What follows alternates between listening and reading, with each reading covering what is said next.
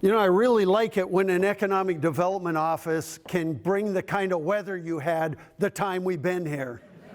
I don't know how Bill arranged that, but boy, we came with sweaters and winter gear, and we forgot to bring the shorts and t-shirt. There's nothing like seeing people mow their lawn 3 days ago and then this morning looking for the ice scrapers, right? So we've had a great time. I am here with my wife, Jane, back there. She's way back in the corner. And you cannot do an assessment where we're secret shopping you without a woman who makes 80% of the decisions of where we live, where we're going to invest, and where we spend our money. And that's a true fact. And so I'm just going to dig right into this. It's going to be a photographic tour. If you want to grab phones and snap pictures of any of this, you certainly are welcome to do that.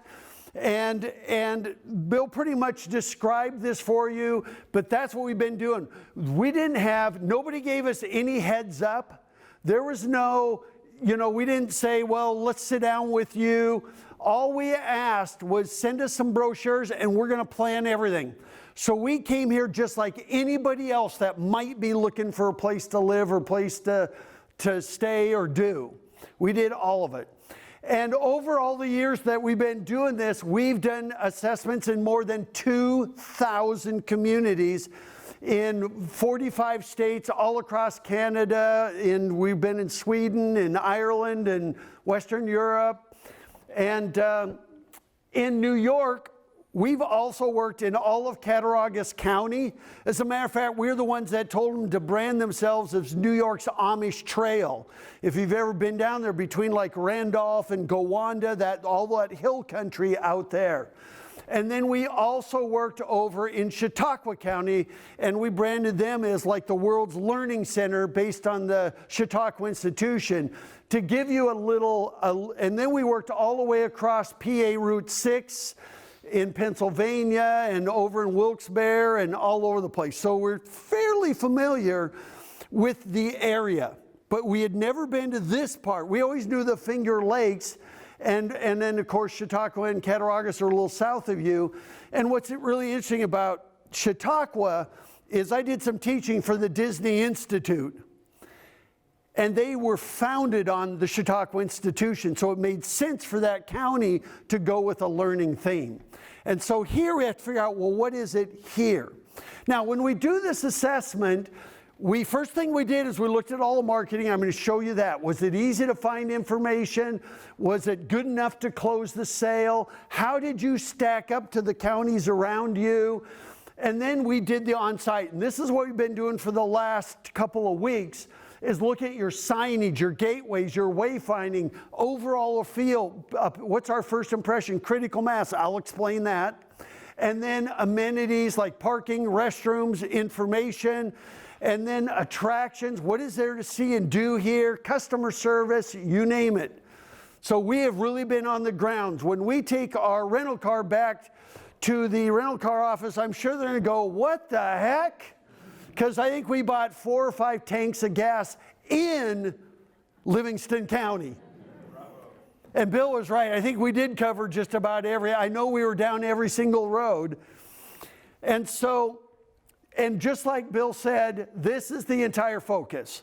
It's no throwing anybody under the bus. It's what can you do to make it even better? And the nice thing and there is no nice thing I should say about the pandemic, but it has given places a chance to reboat. And right now it's kind of this little downtime. Matter of fact, I do speaking engagements like 50 to 60 a year. You're like the third one this year. I mean, that's where it's gone. But it gives us a chance to answer this question: what else can be done locally to make you even more successful than you were pre-COVID? And so there's 3 important statistics I think that I know I want to share with you. And Bill kind of alluded to these. Tourism, the front door to your non-tourism economic development. Anybody who's going to come here, whether they are those site selector, venture capital funds, commercial real estate brokers, this whole list, they're coming here first as what? A visitor. Is this a place they would want to live, their employees would want to live, their clients would want to live and own or start a business? And so even though you're seeing this from tourism, I mean, tourism is the 4th largest industry in New York State. And so there you go. Job is where the talent is, or where the talent wants to be. And so that's really important. So for the first time in U.S. history, community development is leading both economic development and tourism development. So welcome to the age of placemaking. And by the way, if you ever want to see a model for what you should do in your villages, go to Ellicottville. More people go to Ellicottville for the town of Ellicottville than they do for skiing in the winter or all the activities they have in the summer. It's the town made it. So this whole thing about placemaking is really important. And so when we did this, we wore those 3 hats: as a place to live, raise a family, retire, as a place to work, invest in, and as a place to visit, and more than a day trip. It's great to bring people here from Rochester or from Buffalo, but those people can come here for the day, not spend a dime, go back home. So we want, what can we do to get people in Cleveland or in Pittsburgh or in Ithaca or other places to come here and spend more time? And so we started this whole thing by trying to discover Livingston County. And this is our initial research. And of course, when you think of upstate New York, we already knew Niagara Falls. We've worked on the Ontario side. And then, of course, we know the Chautauqua Institution. Finger Lakes is well known even on we're from the West Coast. We've heard of the Finger Lakes. So it has a pretty good brand with it. The Poconos, of course, we know.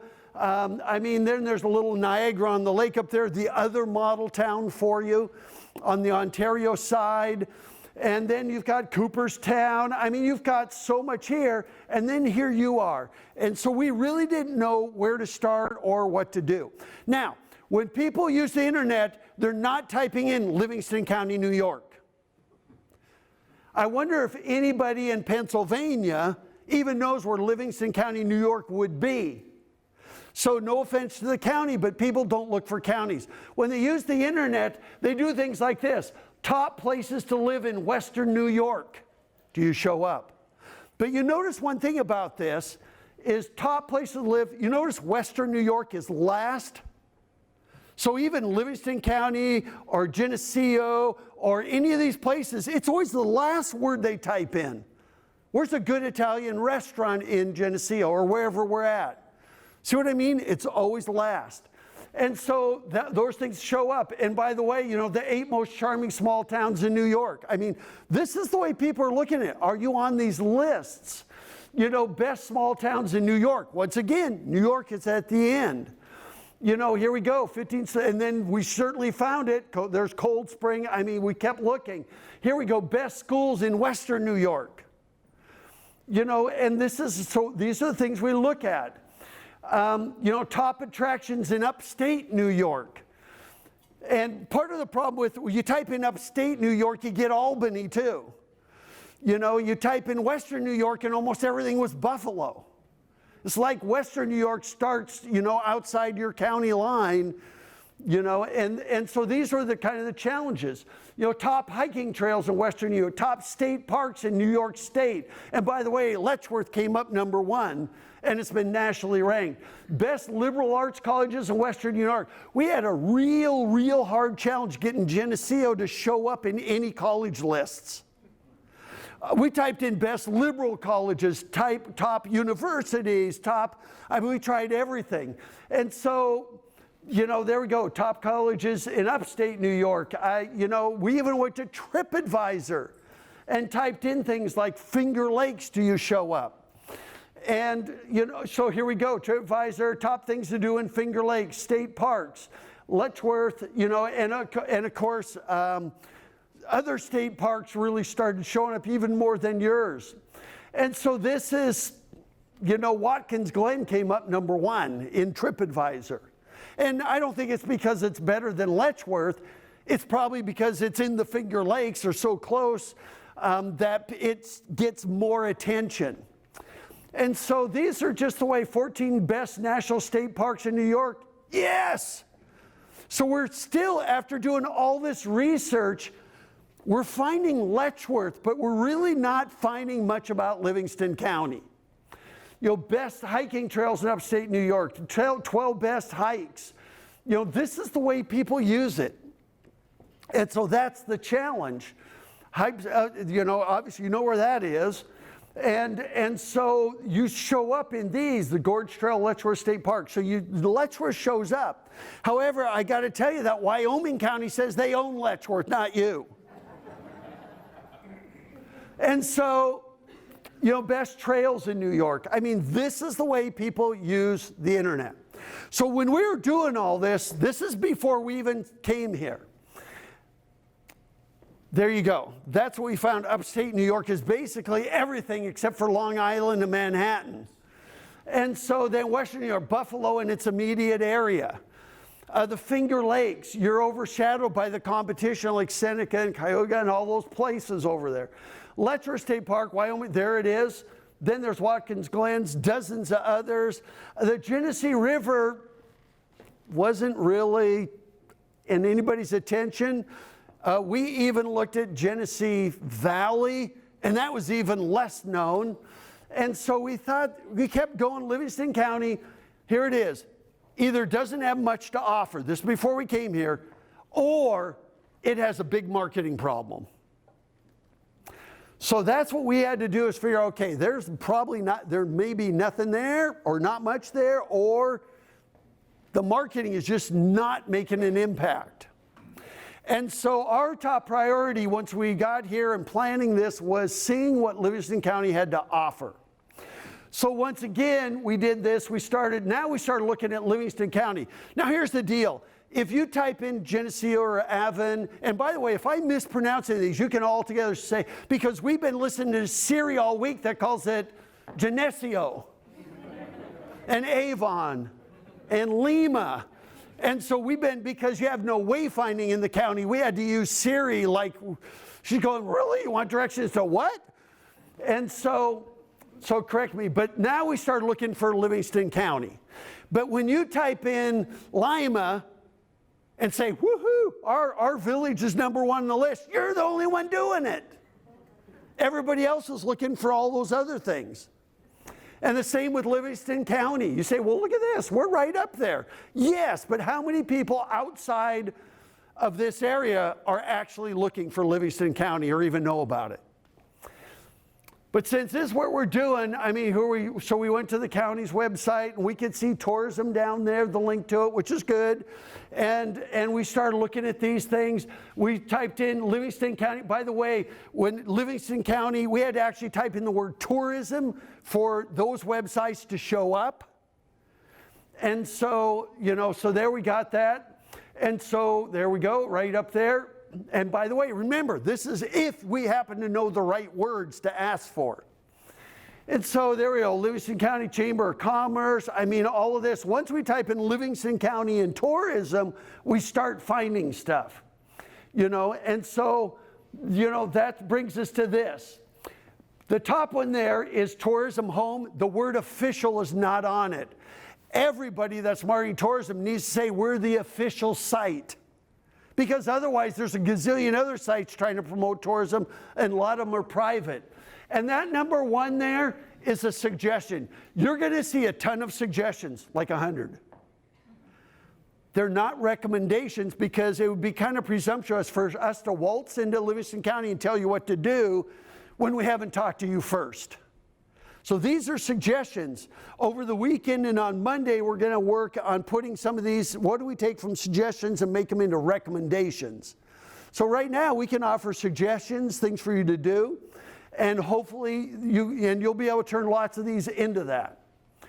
And by the way, 83% of people never go past the first page of search results, do you? And you're not showing up unless we type in specific names of villages, towns, or county. And so that's really important. So we went to the Chamber's website and asked tourism, but all it is a bunch of lists. It's just lists of stuff. And so we thought, man, everything should go right over to a tourism website rather than the Chamber website.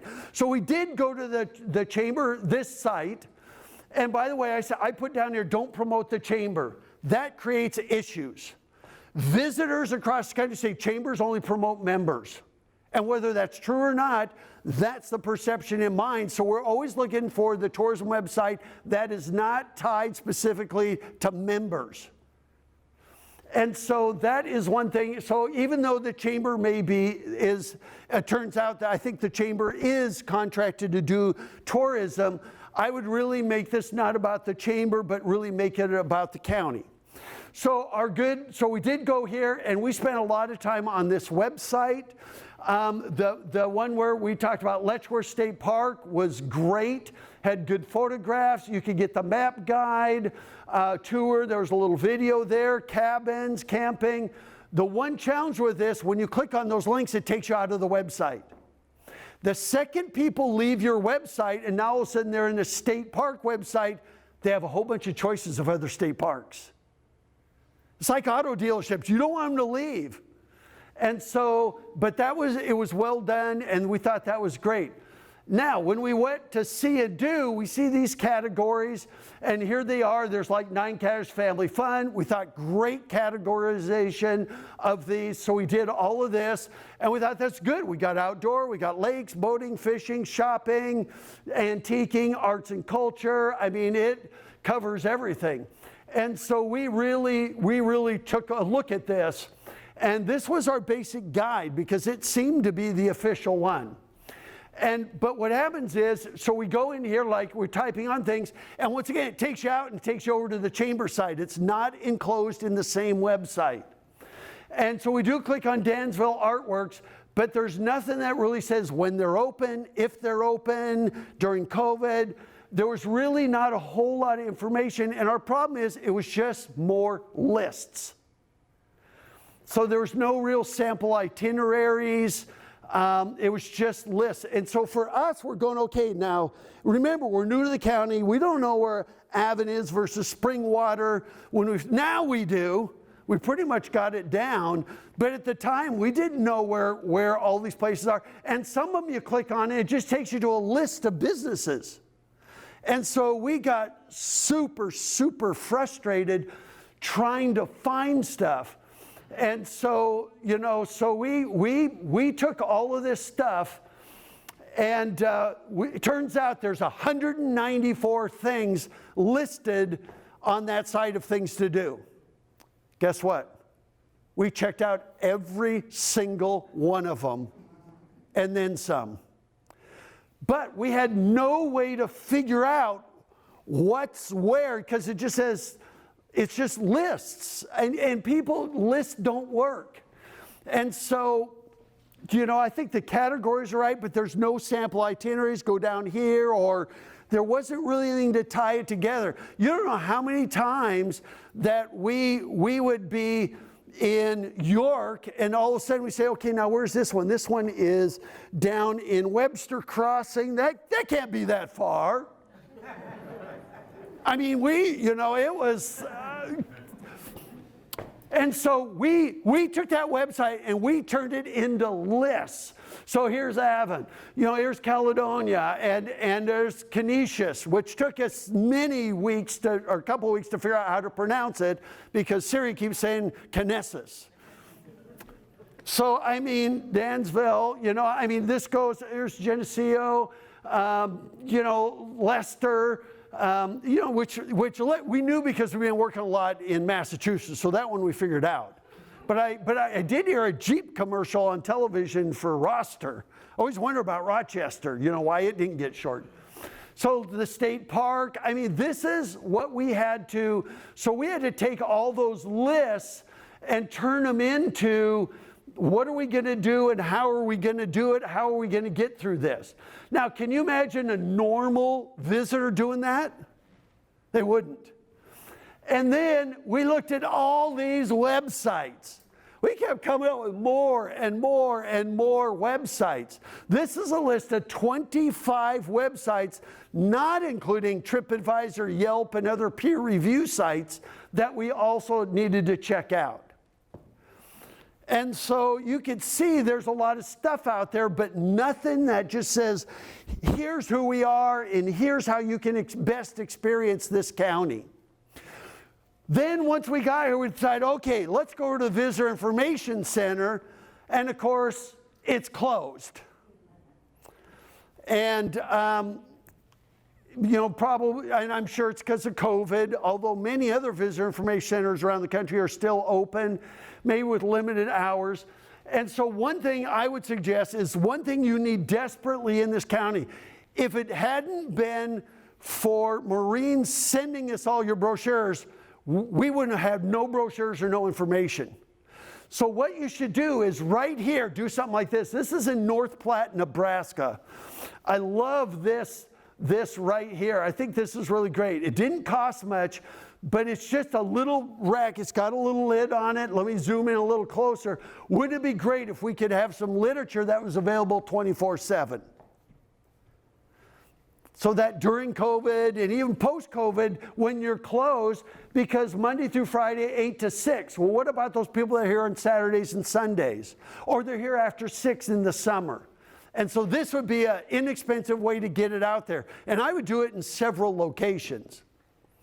But because we got a lot of information, we got Livingston County Arts, Culture, and History. We got where to shop, where to play, where to go, where to eat. We got Wadsworth Homestead. We got all of these brochures, and I just showed them all stacked up here.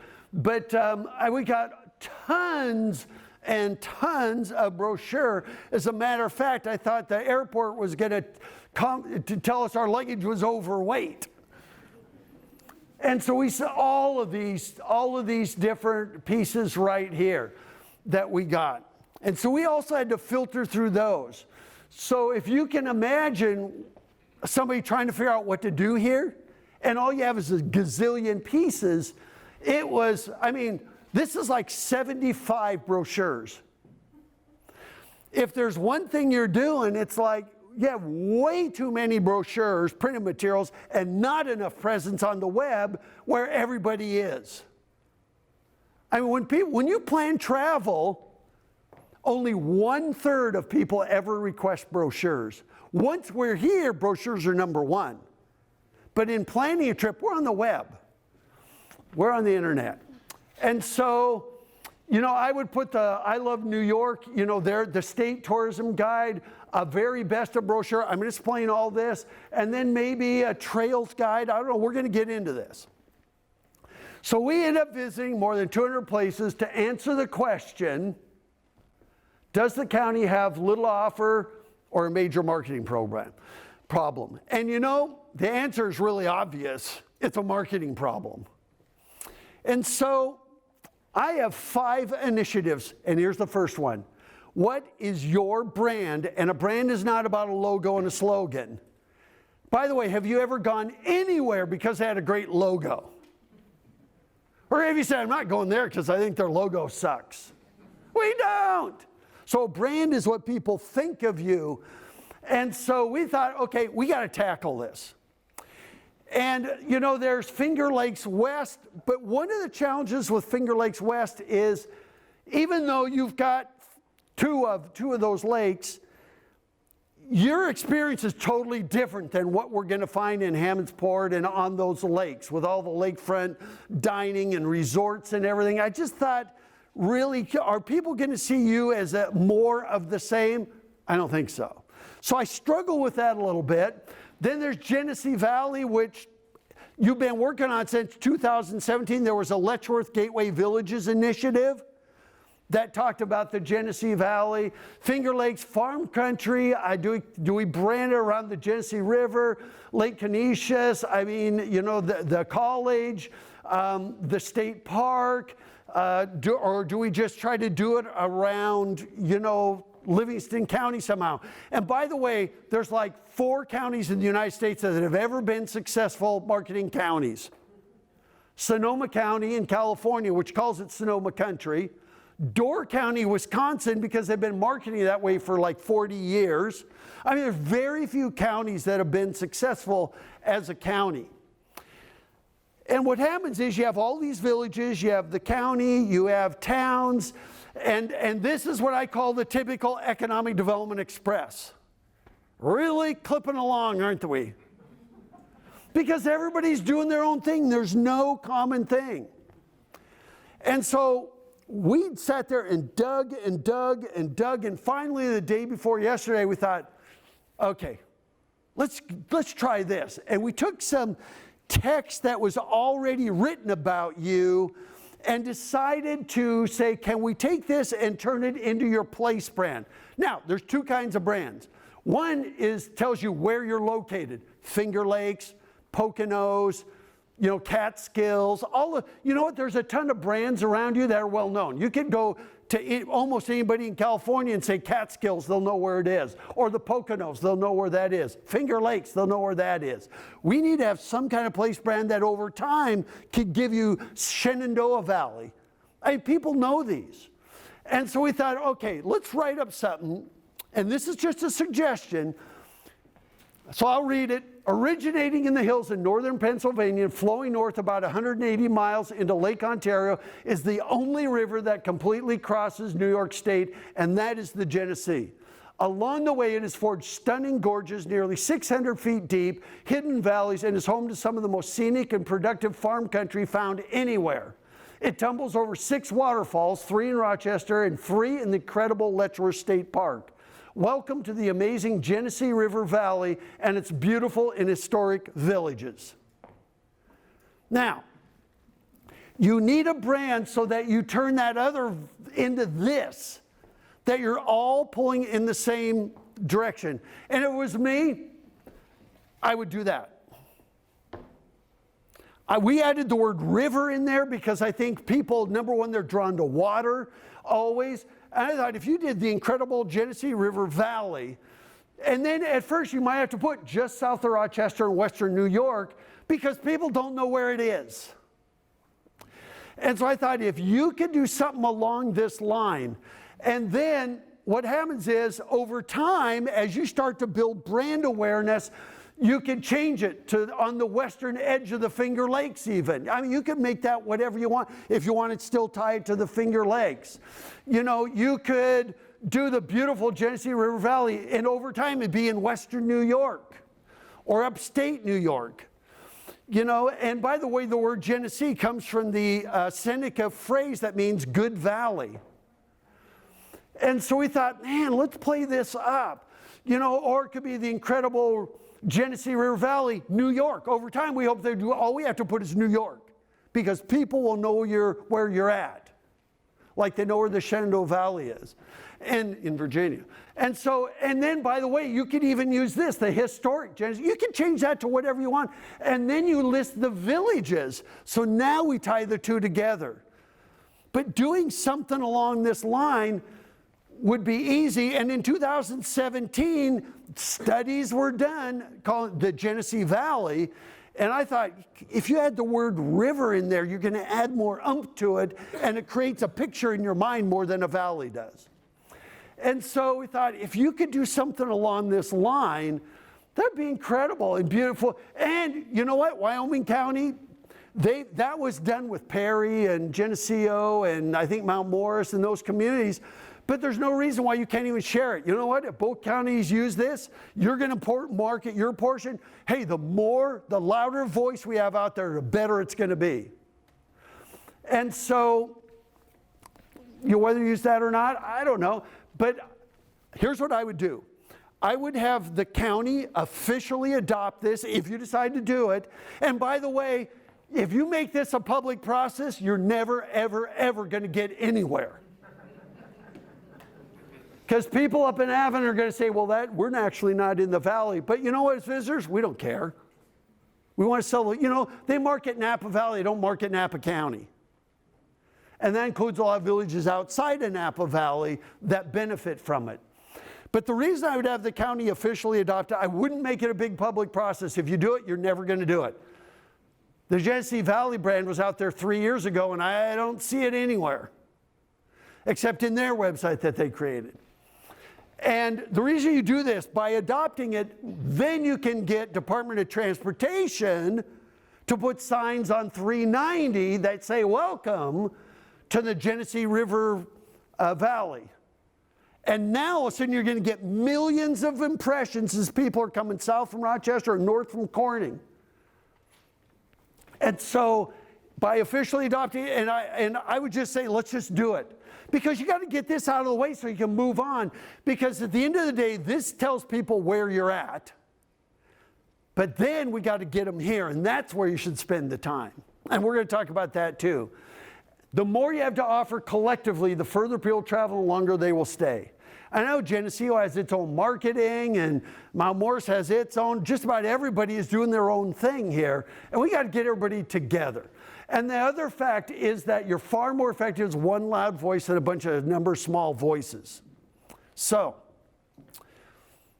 we went and already got those for you. And they're for sale for not that much. No, I'm just kidding. The second you put a brand out there, you know somebody's going to go hold those for hostage. So if you decide to go down this road, we grab both of those. So we don't have to worry about somebody taking those. But if you decide to go down this road, I hope you do, because we tried to think of everything. We looked at studies, we looked at the web. And it's going to take a while. You put that out there today, people are going to go, where's that? But let me show you how to start to own it like the Catskills or Finger Lakes. It's first of all, you need to create some social media tags so that people can start populating social media channel. I would create an Instagram page that's at Genesee River Valley and hashtag Genesee River Valley. Start getting those hashtags. Because here's the problem. When visitors come into your county, they don't know what your hashtag is, so they start making them up as they're posting things to Instagram and Facebook and Twitter and everywhere. So get ahead of the game right there and create these. You know, create Facebook and Instagram accounts for these. Make them official. You know, you can put up there, you know, whatever it is. And you see My Livingston Life in the background there. But I would do this right away. This starts to build brand awareness as everybody comes into the... And I didn't make a suggestion to work with DOT on branding this out on the highways, but you should. And so, you know, add the hashtag. So this is Livonia. And right here, I know we're promoting a business that probably helped pay for that sign, but I would love to see the villages around take this and do that. So when we drive into your villages, you can do hashtag Genesee River Valley and maybe Livonia Life, or if Livonia has one, you know, you put them both there. We want everybody that comes to these communities to know where to photograph it and what to call it and to get it out there. Does that make sense? And so this wouldn't be that expensive to do. So there's Lima. You know, wouldn't it be great? You just add that, Genesee River Valley. Just get it out there. We need to build brand awareness, and we need to do it pretty quickly. In Mount Morris, no offense to the Ark, but I got rid of it. No, I'm just kidding. But Genesee River Valley, and then at Mount Morris. I mean, whatever you want. This would not be that expensive to do. And if the businesses would be kind of upset about it, then just add another bar across these signs. And I'm not showing all 9 villages, but this is a way you build a brand awareness. I could see even in Letchworth State Park adding it like there. Share your experience. So it's more than Letchworth. We need to expand this out of Letchworth. And so doing this just wouldn't be that expensive, wouldn't be time consuming, but we need to build awareness. And then, you know, I would, you know, located in the beautiful, I put superlative there, and I'm talking about positive superlatives. Like beautiful, historic, amazing, you know, and we want the village stuff to start saying this. You know, we're located in this so that they tie the pieces together. This creates a cohesive brand that you don't have. And so doing something like that, I think, would be fantastic. I would work with New York State Tourism and say, hey, we're branding ourselves as the Genesee River Valley. And remember, these are just suggestions, but you know, other statewide organizations. I mean, I love New York. You know, I'd work with the college, the trails organizations, state parks. You know, all your chamber, you have more than just the county chamber of commerce, resorts, lodging properties. Local news organizations should be saying, hey, we're located, tagline, located in the beautiful, you know, or historic, whatever it is. Get it out there. And you know what? So in the old days, it would take 20 years to brand a location. 20 years. for the Catskills, the Poconos, the Finger Lakes to show up and be on everybody's what we call top of mind awareness. You know how fast you can do it now? 14 months. That's the power of social media and doing stuff like this. And you have 800,000 people a year going to Letchworth State Park. Wouldn't it be cool with all their photography, they start using the hashtag? And even when they type in the hashtag, 3 times more likely they'll remember it when they actually type in the words. So that's that one. So let's say, okay, done deal. I hope. Okay? The next part is, what are we going to promote? Now if we're telling the world, here's where we are, and that we have gorgeous 600 feet deep, and we have this beautiful river running through it, now you say, now why should I go there? This is the second question you have to answer. You know, because everybody has an anchor tenant. And when I talk about an anchor tenant, it's not one that drags you down. It's one that makes you worth a special trip like that. And so, you know, and by the way, people that go to Niagara Falls also go to Ripley's, believe it or not, in the Ontario side. And they're not there for Ripley's, believe it or not. One is the anchor, and then everybody else benefits. I ask audiences all the time, how many of you go to Orlando if Disney World wasn't there? And nobody will raise, a few people will raise their hands when it's freezing out. But you know what? Most people won't. And I go, you just insulted 180 other attractions. But they all benefit by Disney being the anchor tenant. But we don't want the anchor tenant to be only Letchworth State Park. We want it to be other things. And so we went about over these last couple of weeks defining who we think your anchor tenants are, coming from somebody from the outside. And so one of the brochures I want you to create is the very best of the amazing Genesee River Valley. We want you to create a little brochure, and I'm going to show you one. This is just a town, so it's not a county. This is Alpena, Michigan. It's this little brochure I'm holding up right here. And they did this, and I thought, well, should every village have the very best of our village? I went, no, we need everybody to stick together. So they created this little brochure, and they put in their very best ofs. You always promote your anchor tenants. And so I'm going to show you how they did this in just a second here. So there's one side. Now, they didn't say who wants to be in this in its advertising. These people were actually vetted. So here's the other side. And so let me get these up here. I mean, these are the things that are the anchor tenants. Now, when they did this, the way they did this is they went through, and I'm going to give you the criteria that we used pretty much and that you could use, is they went through and made sure that these people were vetted, and I'll share with that in a minute. Then each one of them paid $400 to be in this. So it's a public-private partnership. And then what they did with this is they printed 30,000 copies. 20,000 copies. There's about 10,000 households in their county, 10,000 households in the county.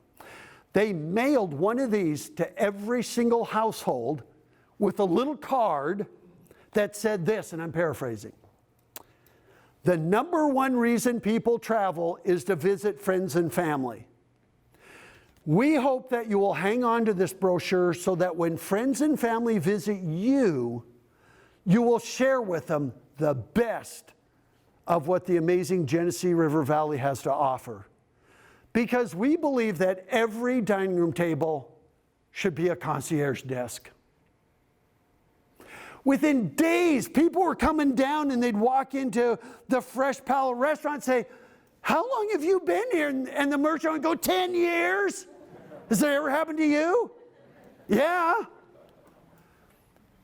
This alone, because if you don't do this, you know what? We're going to go to Yelp and TripAdvisor and we're going to skip your websites.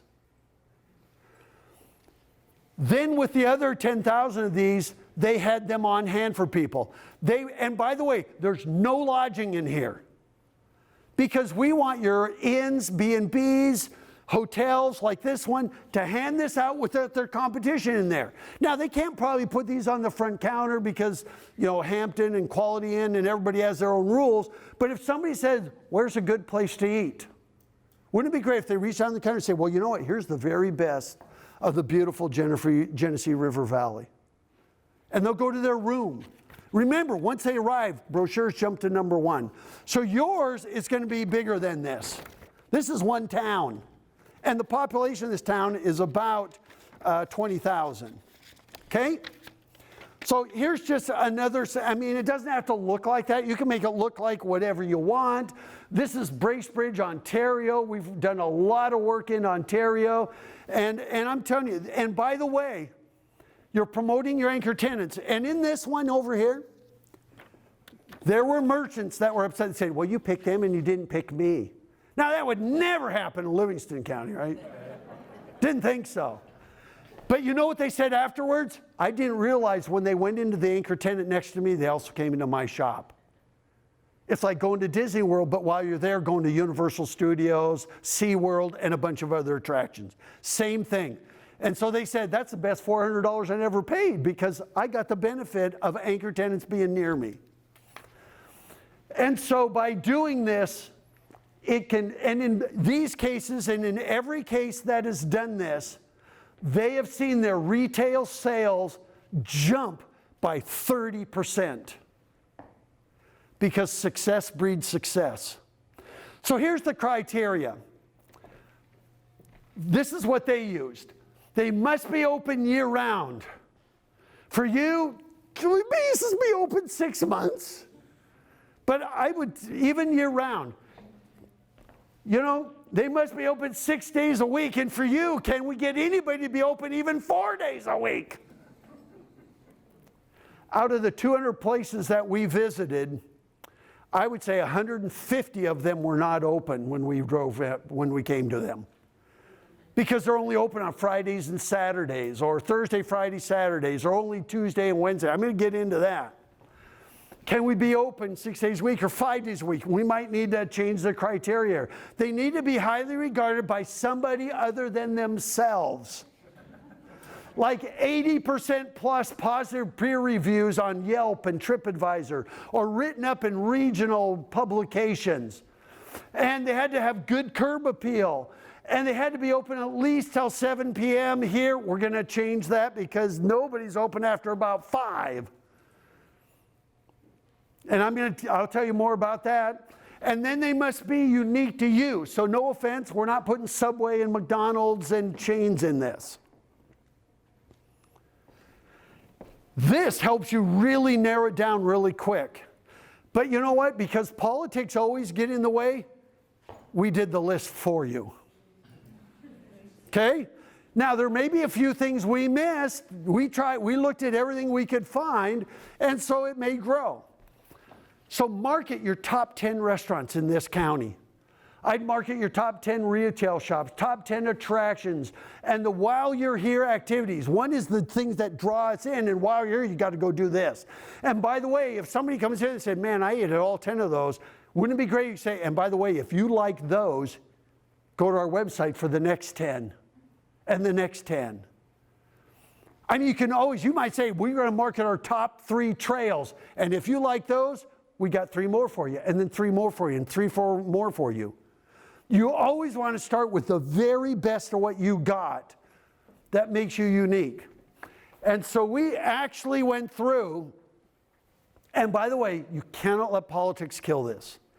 The number 1 killer of an effort like this is local politics. Well, I'm a chamber member, and I pay my dues, and you're promoting them over me. I can hear it right now. Chambers can't even do this because it just gets them in hot water. Number 1, photograph the lower, middle, and upper falls of Letchworth State Park. Now, you notice I didn't put Letchworth State Park. People want things to do, not just locations.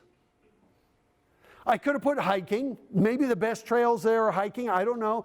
But I put photograph the lower, middle, and upper falls of Letchworth State Park. So it's an actual activity. You know, and so always promote the activity. And by the way, there should be when we drove into Letchworth, there was no way to pay. And Letchworth over the last 10 days was packed because of the weather you had. It was in the mid-70s. And I thought, if there was an honor, are people supposed to pay when they go in there this time of year? It is just free. But you know what? If they just had a little, they make these little steel boxes that have pretty good padlocks on them, and just say, you know, I think people would be willing to pay or even just donate to help promote the park and keep it going. I think you should have that option. What happened is we stopped, got out of the car and say, where's the pay station? Are there envelopes? What do we need to do? Because there's nothing says, hey, it's free and open to all in November. I mean, we just drove in and said, man, I hope we don't get pulled over. I hope we didn't miss something. I hope, we didn't know. And then I would add a banner here, right there would be fantastic. And by the way, look, they have wayfinding. Woohoo! Number one thing you need in this county. And so, I mean, that's great. It tells you how long it is and everything. And this park is fabulous. I mean, I can't even imagine what it took to stack those stones in a reverse cairn style like that, and then put those big stones. I mean, this park is amazing. As a matter of fact, if it was me, I would suggest that you lobby the feds to bring this into the national park system. I've been to almost every single national park in the United States and across Canada and Parks Canada, and I'm telling you, this is worthy of that. It is worthy to be a national park. Now, it's nothing against New York State Parks because it's a fantastic park. And you'd have to work with them. Are you okay if we gave this up? But national parks get 10 times the visitors of state parks. Now, you may say, well, we already get 800,000, we don't want any more. But it just raises the stature. So it's something to think about. And I just think this is worthy of being in the national park system. I mean, it is that good. I can't even imagine thank goodness for the Conservation Corps, what it took to build this staircase. And that's just one. I think that was near Wolf Creek. It is just flat out amazing. Other things, I'd also promote the Mount Morris. We went to the Mount Morris Dam in the park. But then we're in Mount Morris, there's signs saying the dam is down this way. I'm going, no, you have to go up that way and then go around. And then finally we found it, almost by accident because we were confused. But this side is a way better view. And it's got a great visitor information. It's closed, so we can't even go in. But it looks fantastic. I mean, the views are better. And so I bring this into that. Great playgrounds, there were people there, great interpretive signs. It was amazing. We had a great experience there, and it was busy. As a matter of fact, we went in a little gift shop, and the guy says, yeah, they had to close down the park during fall color because there was too many, the lines were so long. So I understand, well, maybe, but I wonder how many of those 800,000 are crammed in there in a 90-day period. When that could be the national parks do great year-round for the ones that are open year-round. Most of them are. And so I bring that into it. Number 2, hike the East Rim and Gorge Trail at Stony Brook State Park. We went to all trails and everything, and these were like 2 of the top-rated state parks. And by the way, you might say, but Stony Brook is not in the county. Have you ever gone anywhere and said, whoa, there's the county line, turn around quick? Who cares? You can benefit from it, particularly Dansville. I mean, promote it. And once again, I'm doing activities. And by the way, we did not have time. We had to work, so we didn't get to go hike these trails. So we had to use Google reviews, TripAdvisor reviews, All Trails reviews to come up with some of these.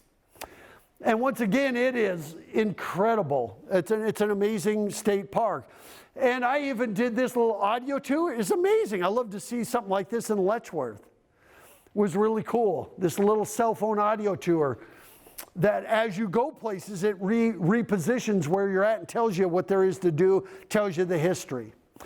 There's little things like they had the kiosks there that show the area. And one thing that really challenged is if we're hiking some of these trails, we're not familiar with the area, I can't take that with me. So there should be a little map brochure right there so that if we're on some trails, we know what loop we're on, where we're going, so that we can sit there and actually have it with us, and that's missing. Well, I mean, we can, if you have the All Trails app, which there's a free version and then there's the pay version, you can use that, but even that, you should go to All Trails and here's the name of the trail and find it that way.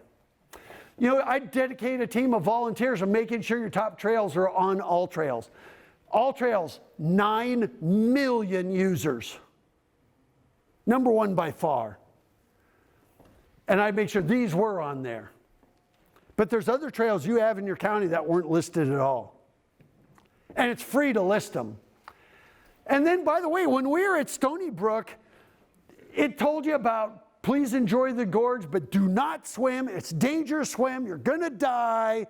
And yet, right here, it tells you it's a 6-foot drop, an 8-foot drop. Don't dive from this location. And it looks like they can block those up and fill that full of water. Do they? Do people swim in it? Yes. Well, then why do they tell you that it's dangerous and not to do it? The gorge trail is dangerous, not this. This is designated swimming area. Okay, because... You go up the gorge trail, there's... Okay, because there's no signs that say designated swimming area. And it talks about swimming in the gorge, and it did say the gorge, not this area. And as a visitor, I don't know, I thought this is part of the gorge. Okay. But these are things so you see, I want you to be in the mindset of a first-time visitor. Because it looked like, that's how ideal could that be for swimming, you know? And so, I get it. Number 3, the Genesee Country Village and Museum. Fantastic. Once again, closed because of COVID. But this looked absolutely amazing. Now, so far, you've seen 3 things that make you worth a drive from, it doesn't matter whether we're over at Seneca Falls or in Buffalo. I mean, we're trying to promote those things that are worth a special trip. This looked absolutely amazing. It was closed. It has great signage. Flint Hill Express, I mean, it was just fantastic. I think there was a meeting or something going on there. There was a bunch of cars gathered around the building. And so we did this, and then we drove up into here to check out the trails, and we turned left, and we got to drive around the whole village. I was waiting for it here, woo, woo, woo, woo. But we did it. We didn't know. Once I turned left there, it took us right smack into the heart of the village. Like, hey, how do we get back out of here? And then there's the Nature Center trails, which I think is great. But once again, right here, there's no trail map or kiosk. So I don't know whether it's a half a mile, 2 miles, 3 miles. I don't know if it's a loop. I don't know where it takes you. And so it'd be good to have some map kiosks, some information listed right here. Of course, that was closed because of the pandemic. Number 4, the National Warplane Museum. This is absolutely fantastic. And really, the experience is not just seeing them. You can actually, we saw them loading visitors into one of the vintage smaller crafts. You could actually go flying there. And I think, Donna, did you say that the Warplane Museum was asked to fly over the White House on the 4th of July? They contacted your museum for Washington, D.C. And that's great. But there were people working on, they think this is the B-52? B-130. Okay, see, you know better than I do. But there were people working on these. I mean, they're out there working. And there seemed to be, like, when we were out there was like a flying club. I don't know if they were doing rockets or if they were flying a remote radio-controlled aircraft out in another field. But this, and I took like 20 or 30 pictures. So it's just fantastic. There's nothing like it anywhere in the country. It's fantastic. Number 5, the Wadsworth Homestead Tour. You know, this is fantastic and it's just amazing. It was like, holy smoke. Now, we drove in there, and there was like a blue car on the right side. When you drive through the gates, it's like covered with 3 or 4 months worth of dust and leaves. And I thought, is this place, could we even do? But we drove in there, and it was just spectacular. Once again, I think it's closed to the public. Did I get that right? I'm not sure. There's nothing that said it was open or whatever, but it looks fantastic. Just incredible. Number 6, hike the Finger Lakes Trail along the Mount Morris Dam, that side of the park. And that looks like an amazing trail. It goes up and down that gorge there. And so this would be something, and now what you've done, if they get in there through Wyoming County or whatever, now we brought them to the Mount Morris side. With everything we do here, we're trying to figure out how can we leverage it. My whole thing is, how do we import new cash? I mean, by the way, tourism is about cash. And so we decided, let's create this. Now we found My Livingston Life, and they had this libations loop. And so I thought, yes, that's pretty cool. So now you could have a loop. So because one of these all by itself is probably not going to get people to drive from Buffalo or Pittsburgh, Pennsylvania, but if we did these together, now we got a pretty good attraction. So we got, Battle Street Brewery right here. We've got the Cider Works in Lakeville right here. And I hope I have these all in the right towns. This one wasn't even on the list, but we added it. Little Lake Brewing, No BS Brewing. I love the name of some of these. And Rising Storm Brewing Company, Mortalis.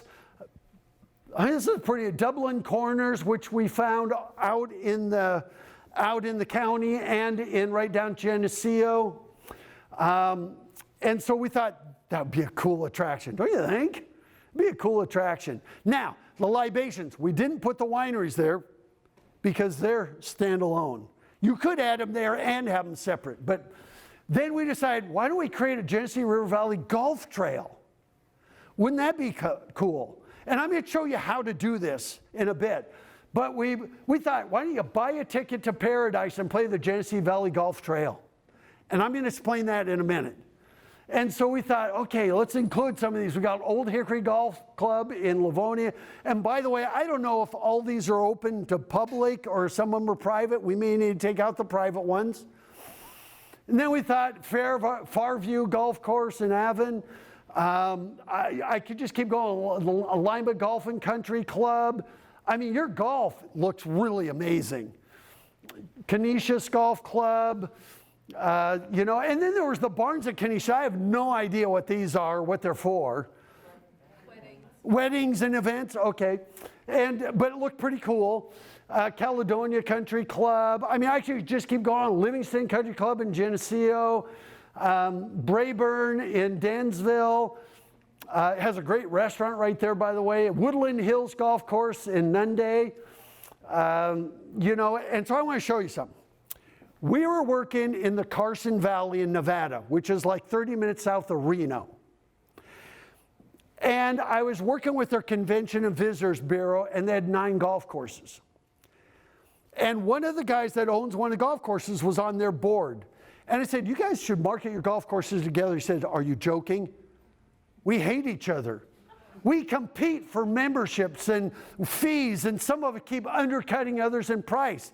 He says, we can't do this. I said, but I think if you branded them together, that you could have a pretty powerful marketing effort together as opposed to just one golf course. And every golf course trying to outcompete the other one. So he says, you have a good point. So this guy went around to the other 8 golf courses and got each one of them to pitch in $1,100. So they had $10,000, $1,100 each. And then they hired a marketing firm to put together a website and a great name. And so here's these golf courses. They all are within like a 45-minute drive, which same as Livingston County. And golf in the High Sierra, and they called it the Divine Nine. Is that cool or what? And look at this. #1 golf destination in Nevada. It's not in Las Vegas. It's not in Reno. It's down in the Carson Valley. Divine Nine Golf Trail. Washoe Valley to Gardnerville in Nevada. I mean, it just took off. There it is. They got videos. Look at your base camp, Divine Nine Trail. I mean, they just put this together. 70,000 yards of celestial layouts. And there's the ticket to paradise. They're not even used anymore. That's why I gave it to you.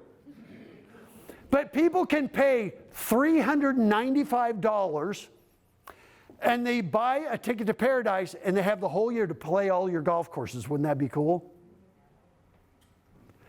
They did this for $10,000 and they put photographs. And here's what happened. Each golf course said, what do we do that's different than the other ones?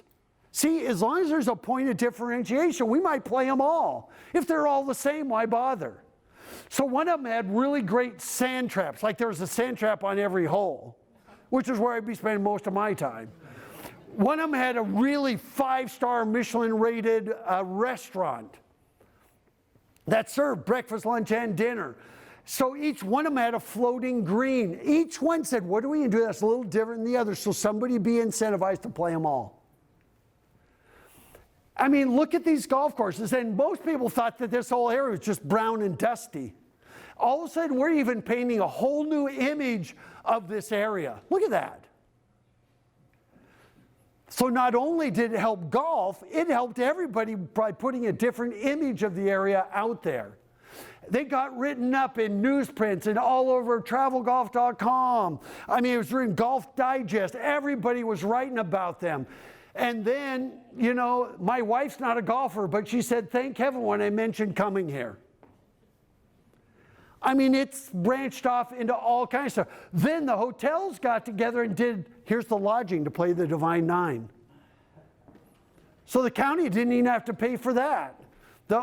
And then, so when they promote Carson City, you know, they talk about the hub of the Sierra, there's the Divine Nine, and then they just go on to Kit Carson, the history of the area.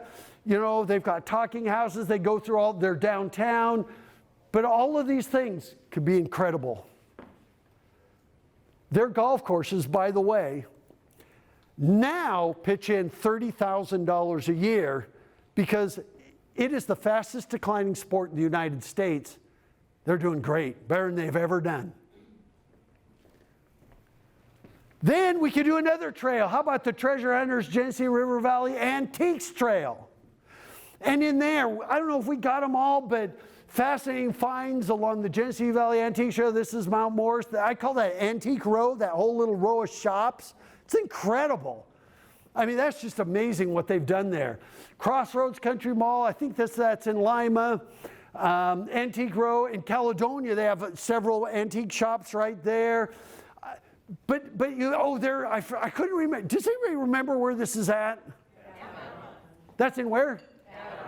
Oh, it is in Avon. Okay, I put those little X's there because I think it's really great. I'm going, where was this? Where was this? Where? Because I don't have a picture of the sign there. What's that? It doesn't have a sign? Okay, that's it. I almost put everything must go shop.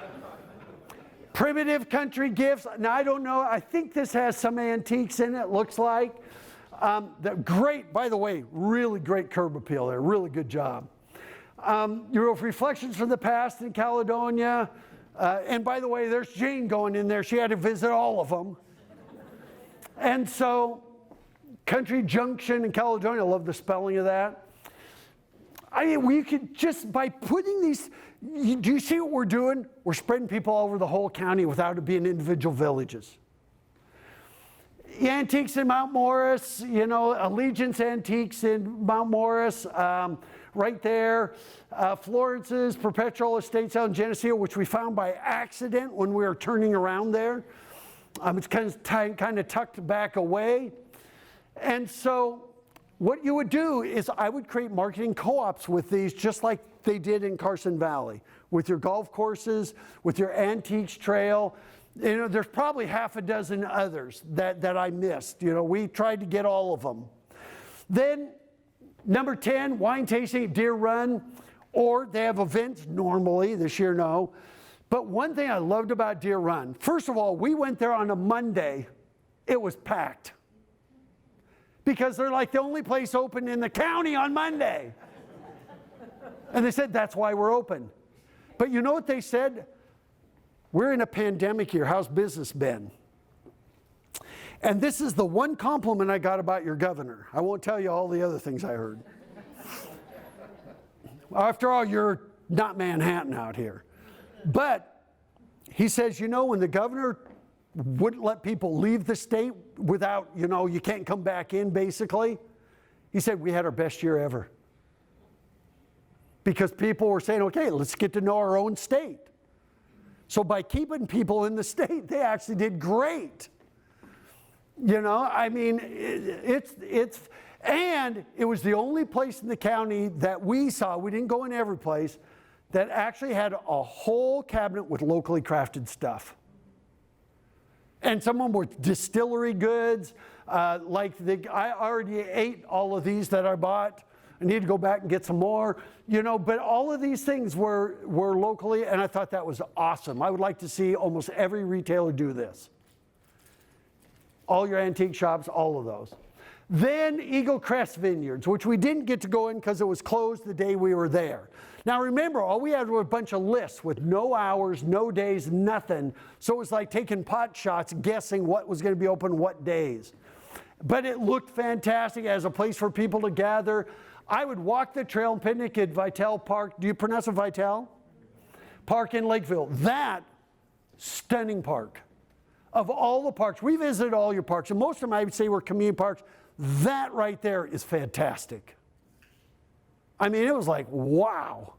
And granted, look at the weather we had while we were there.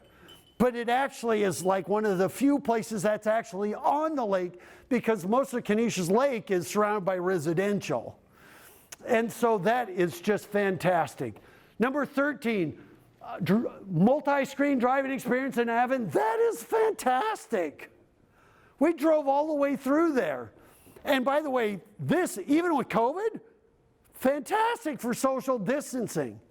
I mean, have they been doing well? I just think that's, I've never seen a multi-screen drive-in before in my life.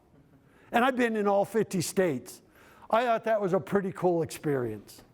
And by the way, for people that are coming outside the area, if they're doing this at night, what are the chances they're just spend the night while they're here? Overnight visitors spend 4 times more than day visitors. Okay? Pretty cool. You know, I mean, we drove all back in there and everything. I just thought it was really cool. I would do another trail, the History Trail. And this is where you put all your museums, the Lima Lima, see, here we go, I'm getting Syriized. Here are the stories of the historic and legendary Genesee River Valley, the Tenny Burton Museum, Springwater Webster Crossing, and some of the, I think they're all museums, some of them just a historical society, so I don't really know for sure. And I'm going to tell you how to market these, what you need. Big Springs Museum, we just saw it by accident. You know, Livingston County Museum here in Geneseo, or up there in Geneseo, Nunde Historical Society. I mean, we could just go through these. Dansville area, you know, Heritage Museum at Hemlock Fairgrounds, which, by the way, on the 3rd trip there, we finally saw open gates, so we drove in there. Because normally it's all locked up, the fairgrounds. So then once we got in, I said, I hope they don't lock the gates. We'll be trapped in here forever. But really looked pretty cool. Livonia Historical Museum right there. You have so much history here. I mean, I could just keep going on and on. In Avon, they had this on the door, which I thought was really nice. I wish all the other museums had this sign. You know, to our members, friends, and visitors, we're informing you that due to the current health situation, it all makes total sense. And I thought it was really good. Even this tells the history of Mount Morris Dam and everything, so even though you don't see it as a historical society, could double in that one. I mean, it's got all the history and information right over there on those kiosks. The William Pryor Letchworth Museum, I thought looked fabulous. And of course, none of these are open this year, but this is all about post-COVID. Mills Mansion, and then I would, this is in Geneseo. It's just there. No information, no signs, no interpretive, it's just there. And so we had to dig around on the web to figure out, what is this? What's it for? Is it ever open? How did it get here? Then we found the history.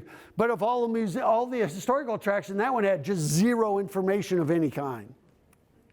And so, but it could be great. The Boyd Parker torture tree, oh my gosh. We were in the car and it said, what? So we read that little thing. And then I had Jane go online and she was reading me what they did to these guys. I will never, ever forget this place. But you know what? Back to your museums. People want stories, not artifacts.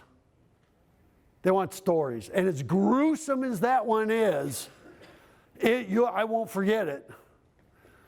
And I think people drive out of the way just to see the site of where this happened and where these guys are buried. I mean, that was like, whoa. The Claire Boughton house. Okay, now this was marketed as on the Finger Lakes West side as the Claire Boughton Museum of the American Revolution, which we could not find anywhere in the United States. And so we finally just said, let's look for Claire Boughton House.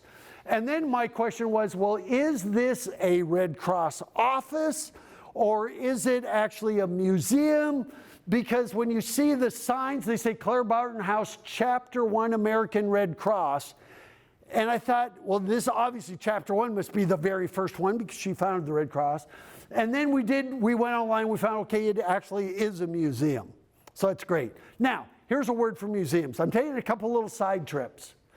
And in the Destination Development Association, which all the villages have access to, they're all streaming videos. I call it Netflix for communities. There is a video called Ghost Stories Make the Campfire Memorable that I would encourage your museums that once we get past COVID, that they could sit down and maybe watch this to help your historical attractions. The challenge is the average museum in the United States lasts 20 minutes. They're complementary activity and rarely the draw. And generally speaking, they're been there, done that, you only do once. And so they're poorly funded, barely supported locally, and they cater to old people. This is the general rules of museum. You'd be shocked at how many millennials love this stuff. And this is the general perceptions. They're boring, they never change. But if you tell stories, it's going to work. We love a good story. Whether it's sad, heartbreaking, humorous, tragic, uplifting, we love stories. I mean, weird or unusual, heroic, I mean, myth versus reality. And so I want to give you one little example. I was working in this town in Nevada, Elko, Nevada, population 20,000. Northeastern Nevada Museum. I walked in this museum, they said it'll be $6. I went, really? $6 for about 20 minutes? I said, okay. And so I bought the little ticket and said, by the way, if you want to leave, have lunch and come back, because I went there like 11 in the morning, this ticket is good for the whole day. And to myself, I'm going, I'll be out of here in 15 minutes. But when I went in, and by the way, when we went there, they had white lettering on a white building, and I went, nobody can read that. A week later, that was it. So I walked in, and they had the wildlife wing, and in this, they didn't just show animals, they showed them actually taking down a water buffalo or whatever, I can't remember what that is. But they actually tell the story, so it's like, whoa, rather than just showing these. And so I was in this part, and by the way, this wildlife wing is about the size of this room. But it had all these displays, and everyone showed how a lion takes down these animals or how fast they run. They told the story of how these animals live. And I was there for like an hour and a half, and I said, okay, I'm going to go have lunch and come back. Then I came back and did the history wing. And they talked about all the history there and everything. But there was one story that I'll never forget. And I'm not going to read that to you, but in the West, marking a B for the red hot iron is like placing the four-footed stake under lock and key. And they told the story of this rancher who had all his cattle in this field, kind of down in a valley, and they were disappearing. They were fenced off. So the ranch hands would go down there, the fences were locked. They didn't see any human footprints, so they didn't think they were being rustled. There's no carcasses, so they couldn't be wild animals take him. They had no clue. So finally they had a couple of ranch hands spend several nights there. They were up on a hill overlooking it. And they're sitting there overlooking this valley. Nothing happened the first night. Nothing happened the second night. The third night at about 4 o'clock in the morning, they could hear a person down there going, whoo, whoo, whoo, whoo, whoo. Somebody was down there. So they got out of their sleeping bags, grabbed their guns, went running down the hill, and here they caught crazy Tex Hazelwood wearing these shoes so that nobody would see his footprints as he's stealing the cattle. I spent 3 hours in that side because they told stories, not just displayed artifacts. I can tell you, I've been in so many museums, I've seen enough old typewriters and old wedding dresses to last me a lifetime. And so your museum should tell stories. This is the Orphan Train Museum in Concordia, Kansas. I mean, and what they do here, and this is a small town, and I'm not going to tell you the whole story here, but it's in a train depot. Its entire museum is probably smaller than this room. But what they do is they do such a good job at telling the stories. And the way they do it is they take photographs and they blow them up big. This is like 1905. These are when little kids were orphaned in New York City as their parents had to go earn money. You know, and so they would show these little 5-year-old kids that were orphaned, and they created this orphan train. And so they did this. They just took old black and white photos and enlarged them really big.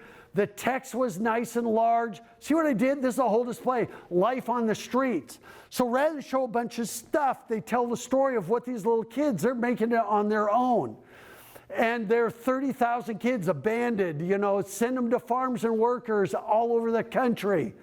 And so they just went through this whole story, and you don't have to read all of that. But large photographs. I don't know how many things I've seen on piece of copy paper, you know, printer paper, and we're supposed to sit there and read that whole thing. And large photographs work. You know, I mean, you could go, and they'll blow them up at any kind of office supply store, a printer's office, and they put them on gator board, you know, but, you know, and so they would do this. And some of these photos were big, not quite as big as you're seeing right here. And then the text is incredible. So they just tell the story this way. And this is this whole museum. I mean, they even talk about, in one case, where they send this kid across the country, and the person that adopted them caught them down in the basement with their finger in a jar of jam, and they wrote to the adoption agency, says, I want this kid out of here. And the person said, would you do this to your own kid? Merely for that infraction of putting their hand in. I mean, these are little orphans. And so anyway, it was really touching what they did. And this is in front of a window. So as there's a little bit of breeze, you can see through it. It's kind of this ghostly image. But it's the power of, and then what they did is they told what happened to these kids when they grew up. They became doctors. They became legislators. They became business owners. I mean, it was pretty amazing. So, evoke emotion. All your museums need to do this. Evoke emotion. You know? Then, you know, and that's that one. It says, those who take it, it said, people expect more of an orphan child than they do of their own. The fault seemed greater, or magnified greater. I was sent to take away a boy for the awful crime of going to the cellar and sticking his fingers in some jelly. Would they send away their own child for that? I mean, I read that and I was like, you know, those who take a child and keep him or her will have a great reward. I mean, this was written like in 1905. And they do a good job doing this. Share your experience.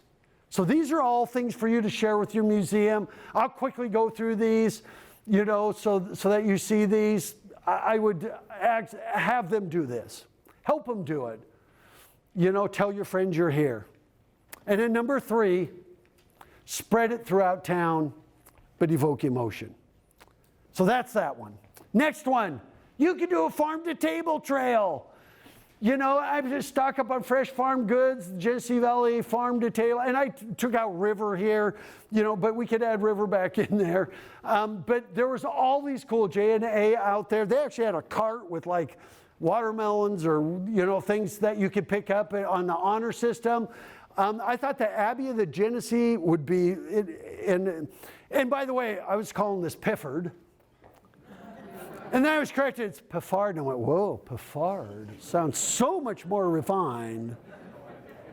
It's like going to Target for shopping, But anyway, it's great, Piffard. So anyway, but I had to learn that. But I guess their gift boxes, the fresh baked bread and everything out there is pretty legendary. And so I'd promote that. The Creamery in Nunday. I mean, there's just lots of these. The Dinky Doo Petting Zoo, which is outside the county. But you know what? I think her name's Sherry. I can't remember right off. She's actually making me an iPad cover right now.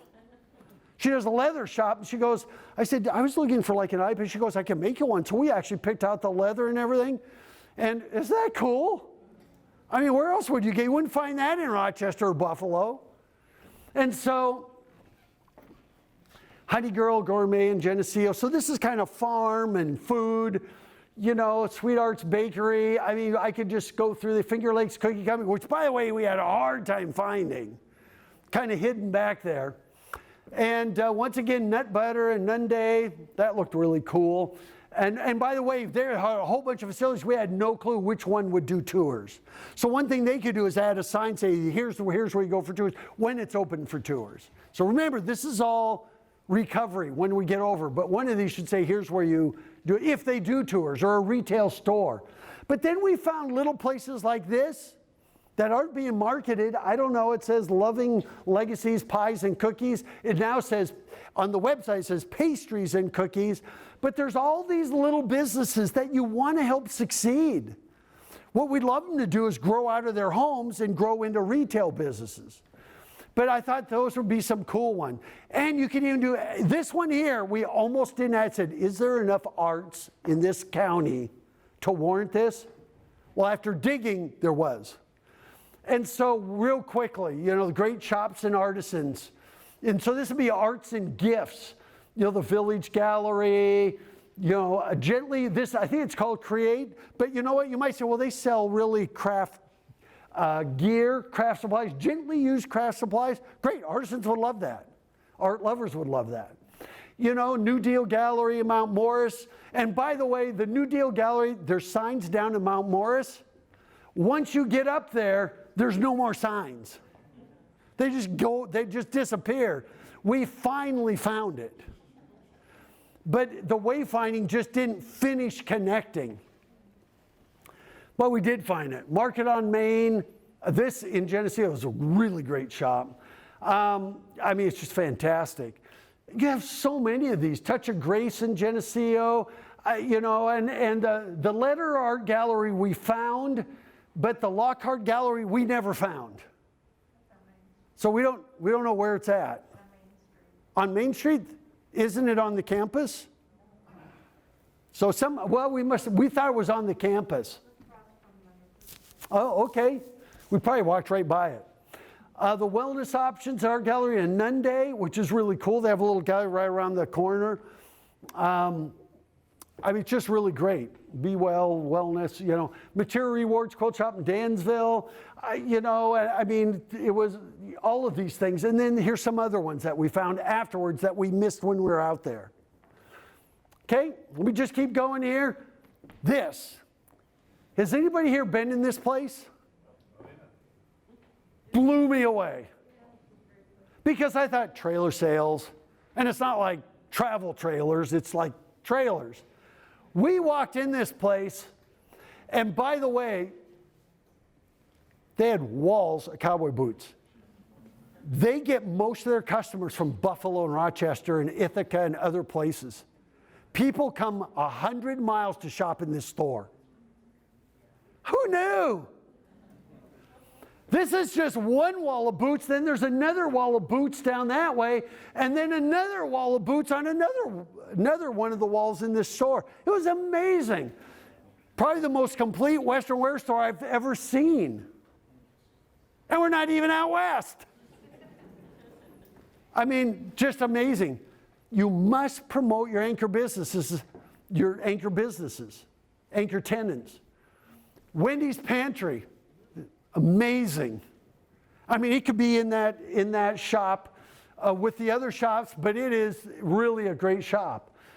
I would do the True Wilderness Experience, Hemlock Lake. I mean, it's true wilderness. There's nobody there. You know, it's very, very rustic. You go down this road, and I went, oh my gosh, it's one lane, you know. And we get down there, and you could see here, and it had a great kiosk with all the information about the using the lake and please don't litter and everything. Pretty cool for somebody, because you know what? Most of the Finger Lakes are not a wilderness experience. Most of them are like overly urbanized. But if you want the real wilderness, go kayak or canoe this lake. So that's how we can get people down in the Springwater area, down in that whole corner of the county. Bike a portion of the Genesee Valley Greenway. This was one of the most difficult things we did because we read all about the Greenway, but we could not find a map anywhere, and every single trailhead we found by accident. There's no wayfinding in the county. If it wasn't for Siri, we wouldn't have found hardly any of this stuff, ever. And so, that's amazing. Now, I know you can hike it, but I put biking because it seemed like that's what most of the people are doing on it. So, pretty amazing. Try your hand at racing. The Empire Dragway. I mean, I don't know, it was closed while we were there. I don't know if it deserves being an anchor tenant, but that place was immaculately well kept and maintained. And I just thought, man alive. And people, I guess you can come and drag your own cars there if you want, which I thought, well, that'd be pretty cool. And so, have dinner at the Questa Lasagna. By the way, we did not have dinner at a lot of these places. We went on Yelp. We went on TripAdvisor. We looked at Google reviews. We looked at every review because we wanted to market your top 10 restaurants. And here's what we found. I don't know if we're perfectly right. You may say, well, we need to adjust this a little bit. But there's that one. Tom Walls, we knew as soon as we drew it, we said, this is an institution. Is it? Yeah, that's what I thought.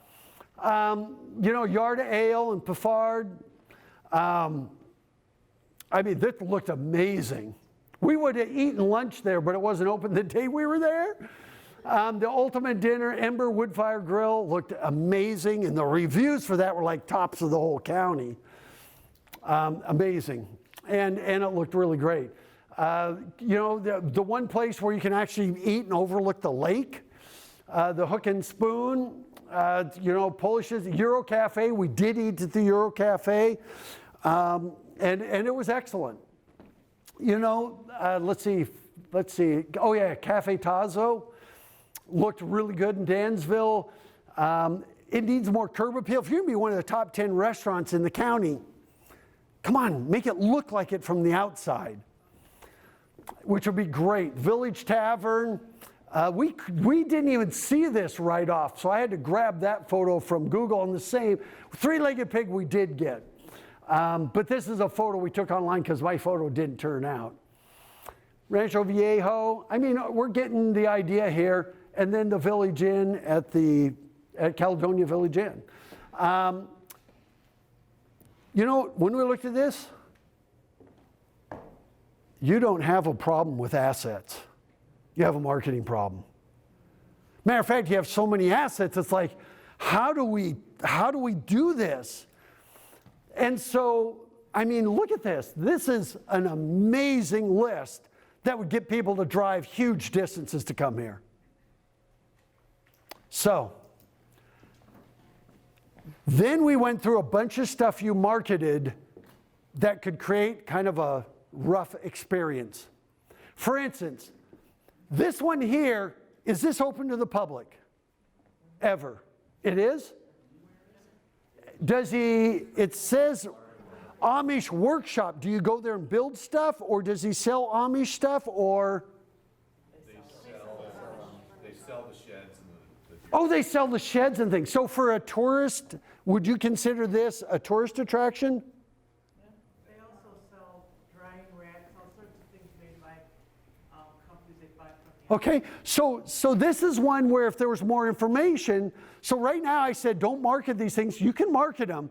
You just have to prove me wrong, and I think you did. They do big business. Okay.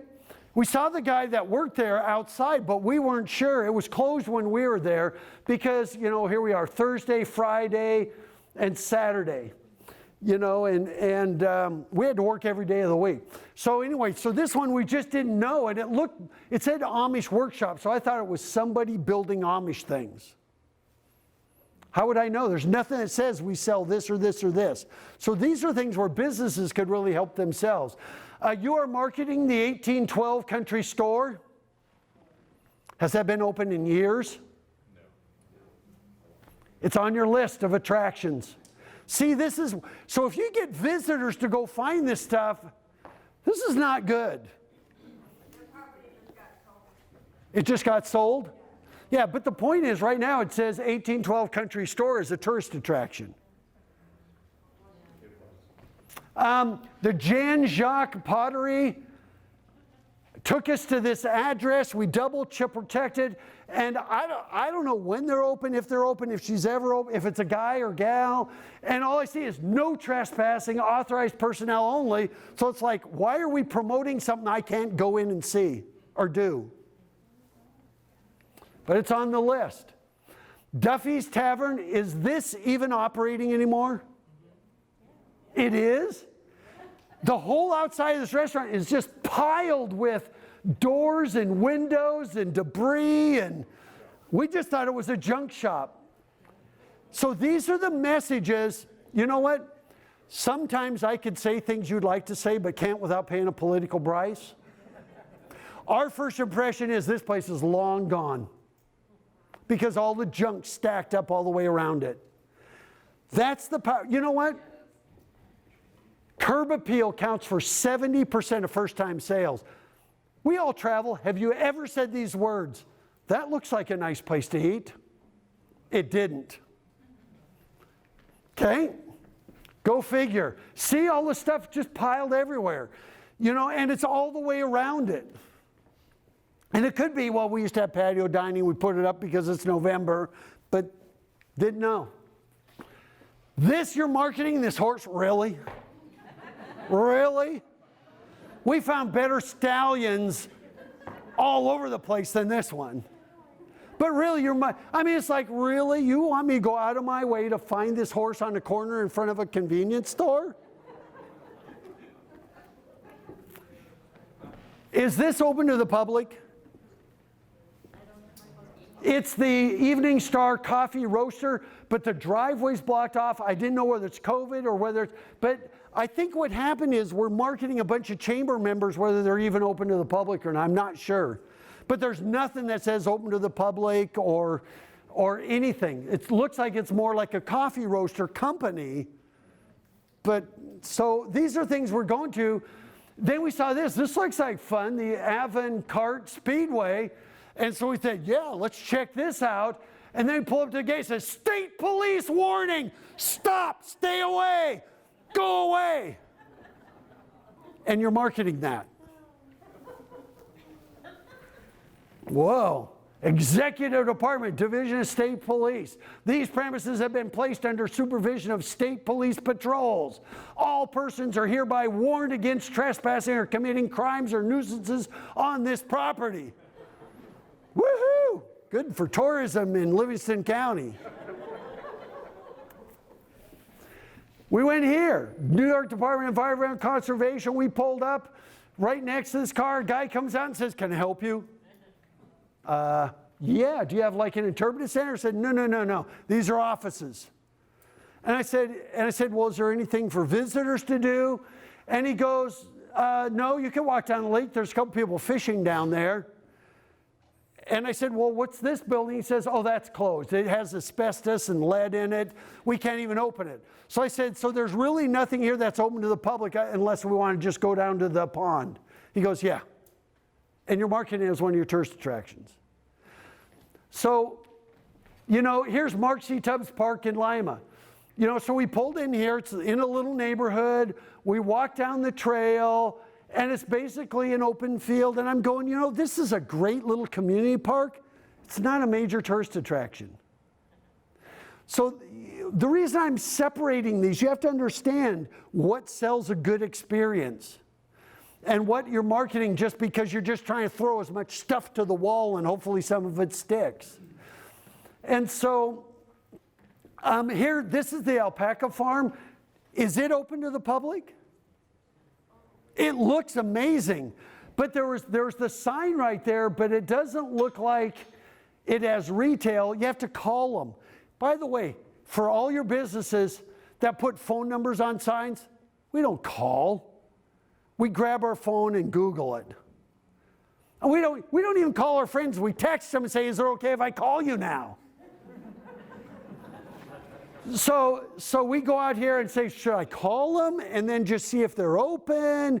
And then you feel a little squeamish because you're the only one there.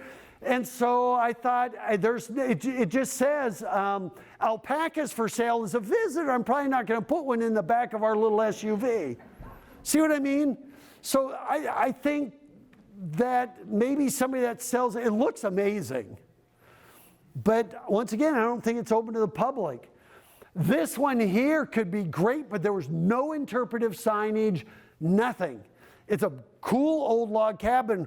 It's the Kellerman log cabin built in 1816, but we had to dig online to find any information whatsoever about it. But we could add, if there was information, we could add this to the historical trail. We saw this in Caledonia, the Lime Rock Speedway, and it looks like it's used. Is it used? What is it used for? Is it racing like go-kart or dirt track cars? Dirt track cars? Don't know. There's no signs that say when it operates, if there's a calendar of events or anything. But we thought, well, and how often does it operate? All summer. All summer. Okay, see, when you do market these things, I'm okay with marketing it, but if you tell us, when are you open? When are you not open? What can I experience there? It would be so much more helpful. Here's the Caledonia Fish Hatchery. We thought, woohoo, good, fish hatchery. Looks amazing, right? So we pulled in there. Stop, we are closed. Please exit immediately.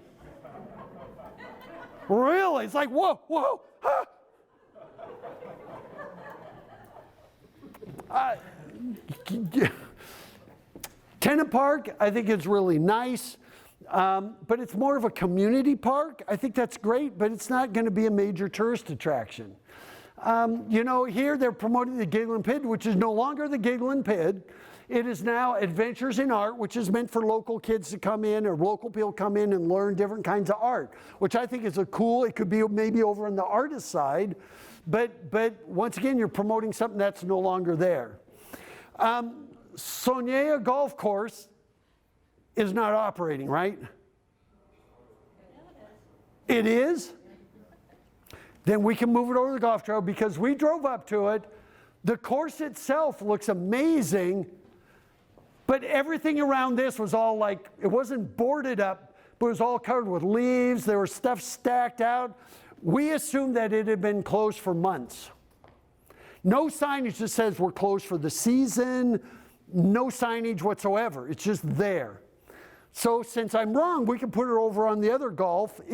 And by the way, with your golf ones, it's important to promote your anchor golf courses. So if one of these or two of these, and I'm not saying this one, but if any of them are just like, yeah, they're kind of marginal, it could bring the others down. So make sure you vet all of these, antique shops and stuff. And so, you know, and by the way, this used to be a Shaker Village, right? Because we saw signs and stuff, I would contact ArtSpace. ArtSpace is a national nonprofit based out of Minneapolis. They work with cities and counties to buy properties like this and they convert them into artist live workspace. And I thought, man, they might be worth contacting because this had all kinds of buildings and stuff that I thought this could be used for something because it's not being used for anything now, is it? It's by Sonia Golf Course. That's how we found it. And am I pronouncing that right, Sonia? Sonia. So, and there is this site of the Groveland Shaker community. It was the first and the last of the Shaker communities, but everything's boarded up. That's why I didn't put it in a historical attraction, because all you can do is read the sign and then leave. But you're promoting. This is the Genesee Valley Farm Discovery Center. Really? Is it? Anybody know? Where is it? This is in Geneseo. Well, we had a Geneseo address. And there was a sign out on the road that called it something farm. But this is being marketed as the Genesee Valley Farm Discovery Center. No information. Okay? We never could find the gazebo and the Seuss tree. Well, I don't know where they are. There's no signage to them. I mean, I don't know. We didn't walk every bit of the campus. We walked to the central campus area, and there was nothing on any signs or anything. But once again, here's the deal. Would people really drive an hour to see these two things? Or even half an hour? See, I think you need to, you saw all the stuff we had to market. Do you really need to market those? We didn't, it's not anywhere on any of these things. By the way, where are they? Where's the gazebo? You just keep going to the west, kept going west from there. The west, okay? The west. Not on any signs. Neither of those. We found this in the Arboretum, but somebody said, nah, that's not the gazebo. It's a different one. So, and we went to the gazebo, and we were really dismayed by kids or whoever throwing their trash all over in the gazebo. And I went, Jane, make a note that we need to tell them to do a garbage can there. Well, there's a garbage can right there, and they didn't even bother doing that. So it's like, oh, come on, you guys. So I thought, well, do we need to move the garbage can inside the gazebo? And then we found the other really interesting golf course that's being marketed today, and that is the Triple Creek Golf Club. Amazing. It's right across the street from Woodland Hills, and so we drove in there, and it really gives new meaning. Well, look at, there it is. There's the golf club. It gives new meaning to playing in the rough. Matter of fact, we were there, and I went, I'd love to buy that and make it my house. I mean, it's got these big willow trees and everything, but you're marketing this. I'm going, doesn't anybody ever look at this stuff, to make sure you're marketing things that exist? I mean, it's an amazing piece of property. Here's another one, a quilt shop, the Journey Quilt Company, but I don't know whether you can go down that driveway. I don't know when it's open. There's no hours and everything, but this is being marketed. I mean, Rattlesnake Hill, we went down there, but there's no real maps. There's no real information anywhere. It just says trail, but I don't know where the trail goes. It wasn't even really much parking. So I thought, you got so many other trails. Should we even bother marketing this? I mean, I'm not sure. We did find a couple inches, but we don't know where they go or anything. We also found the Ambuscade. Is that how you pronounce that? A quarter of a mile east of this site. And so we went there, and there's the sign there. And we go over here, and all there is mounds of dirt. It looks like somebody's dumping fill there. Now, if they say, well, we're dumping fill there because it gets swampy and everything, tell us. Because all we see is it looks like fill dirt. And is that part of the Ambuscade? Or is that private property? You have to follow the trail around behind, and there's not signage to do that. My kids and I had quite the But time finding it. the trail back here? But there's a sign over here that says that's private property. Yeah, no, not that, the other way. This, on the inside of this fence? No, behind where you saw the pavilion. Yeah. Go to the other side of the pavilion, turn left and follow a trail. And Are you talking about that? Yes, you have to past it. There's no signs, nothing. Yeah, there's a great monument, there's a beautiful green, but there's no signage. No signage, nothing. So if you want to make this and put this on the historic trail, you better make it a good experience. Because this, we're going, is this a joke? I mean, we know the story's not a joke, but all this, we don't know what's going on. Nothing. Edgewood Farms, we drove out there. There's no retail. There's no, I mean, this is a working farm. There's no, I mean, it says Black Button Distilling. It's a birthplace of, no clue. So don't market things if you can't deliver a good experience. Mount Pleasant Quilting Company, we drove up to this house. No signs, nothing. Did they just close permanently or for the season? So, but you need to be on top of this thing. Goose Run, so the other day we made a special trip. We said, oh, Goose Run Mail Farm, let's drive. We stayed near Canisius Lake. We drove all the way down there to find this, and that's what we found. A driveway that goes way back there. I don't know, and then there's this little area which it looks like maybe maybe they put a little kiosk there, but everywhere you go there, it's posted, private property, no hunting, no trespassing, go away, and you're marketing it. And so, don't market stuff if it's not ready. And you got to be on top of this. You shouldn't have to have somebody come like us to tell you what you should be marketing, what's closed, what's not. So that's the challenge. So now, with all of that, how the heck do we market this stuff? So first of all, I would create an entirely new website. I would start over. And because we actually, the mylivingstonlife.com was actually better for tourism than this one. And then there was another one done by the initiative, what is it, the Genesee Valley Initiative, the Gateway Villages Initiative started one that has more geo. It's not quite filled out or anything, but those are, I think, do a little better. You know, here you go right there. And it's not quite, you know, maybe this is a work in progress. Is it pretty new? So maybe one of these, My Livingston Life. And this was created by Economic Development did it. And it actually, even though I think it's meant more for quality of life issues locally than for tourism. Yeah, for residents. Meant for residents. But you know what? When we're here, if you as residents don't go to these places, neither will visitors. They go where you go. So this hit home with us. This is Squamish in British Columbia. It's the website you need to emulate. It's a town of 15,000. And this is a WordPress website. It doesn't have to be overly expensive. You can buy this template, then you fill it in.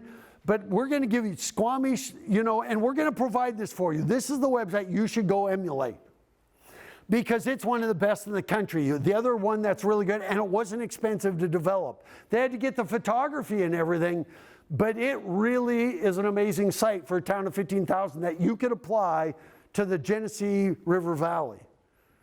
And so there it is, exploresquamish.com. The other one is Asheville, North Carolina, but they have a big budget. Now, this map. We use this map every single day we were here. My whole thing is, why did you draw hard lines around every, I mean, we do not want anybody to go outside of our county lines. I would extend these lines clear over to the border all the way around so that we know how to get here from Rochester, how to get here from Buffalo, how to get here into the county. And then you could still put a different color screen like you have here on it to show this is the Genesee River Valley area.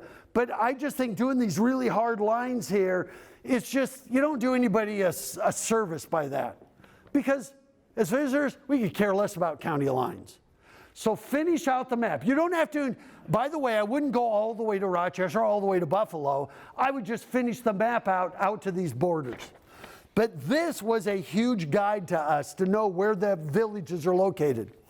The challenge with this, it's only roads. It doesn't show any attractions or anything. It just tells you how to get from village to village or town to town. Make sense? But the nice thing about it wasn't too big to have in a car. We folded it in half, and then we'd say, okay, now we're up here in the Avon, Livonia area, and now we're over here in the Caledonia up here. And so we used it that way. And so it's a great map. The back of this one has Letchworth State Park, but we thought you could do some pretty cool things with this map. You could actually create on this side, do the map, that would be a trail. Do one of these for each of the trails.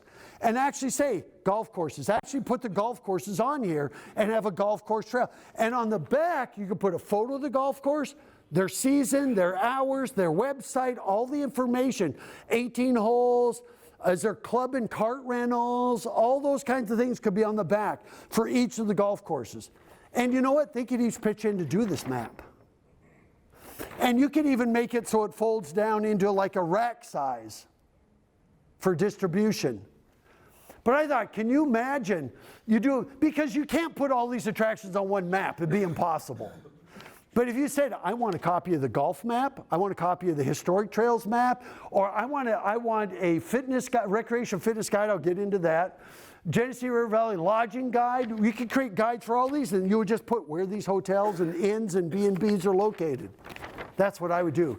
Pretty inexpensive to do. You could even make it so they're downloadable. Now undownloadable. So let me talk about that. Downloadable, people at home have an 8.5 by 11 printer. How are they going to print this? So what you have to do is say you can print this in 4 sections, or you could print a reduced copy of it down, but just remember that. But I think what would be really cool is to have an app. I didn't put it in this list, but I think it'd be really great to have a Genesee River Valley app, and on it you say, pick your season, pick your passion. And if you say, okay, I'm here in the summer and I want golf, it would give you golf. And then you could just, whatever it is, so right on the app, and the app could actually help tell you how to get course to course or winery or libation place to the other brew house. I think it'd be fantastic. So, you know, this is Olympia, Washington. I want to show you one other one. This is Thurston County, Washington. And so this is the state capital in the state of Washington. They had 11, I think maybe it's more than that, 11 museums in the area. And these 11 museums had no budget. They each were doing like photocopied brochures. They had no money to distribute them. They had no, so a gal named Carla Wolfsburg from the town of Tumwater, city of Tumwater, said, why don't I go work with all these museums and create a brochure to market them all? And so that's what she did. And you can see it here. I mean, would you drive, you know, this right here is Bing Crosby's house that he was born in. How many of you would drive 2 hours to see that? You wouldn't, even if it was right here. But if you put it among all of these things, that's pretty cool. So here's what they did. By the way, this is just 2 colors, brown and black.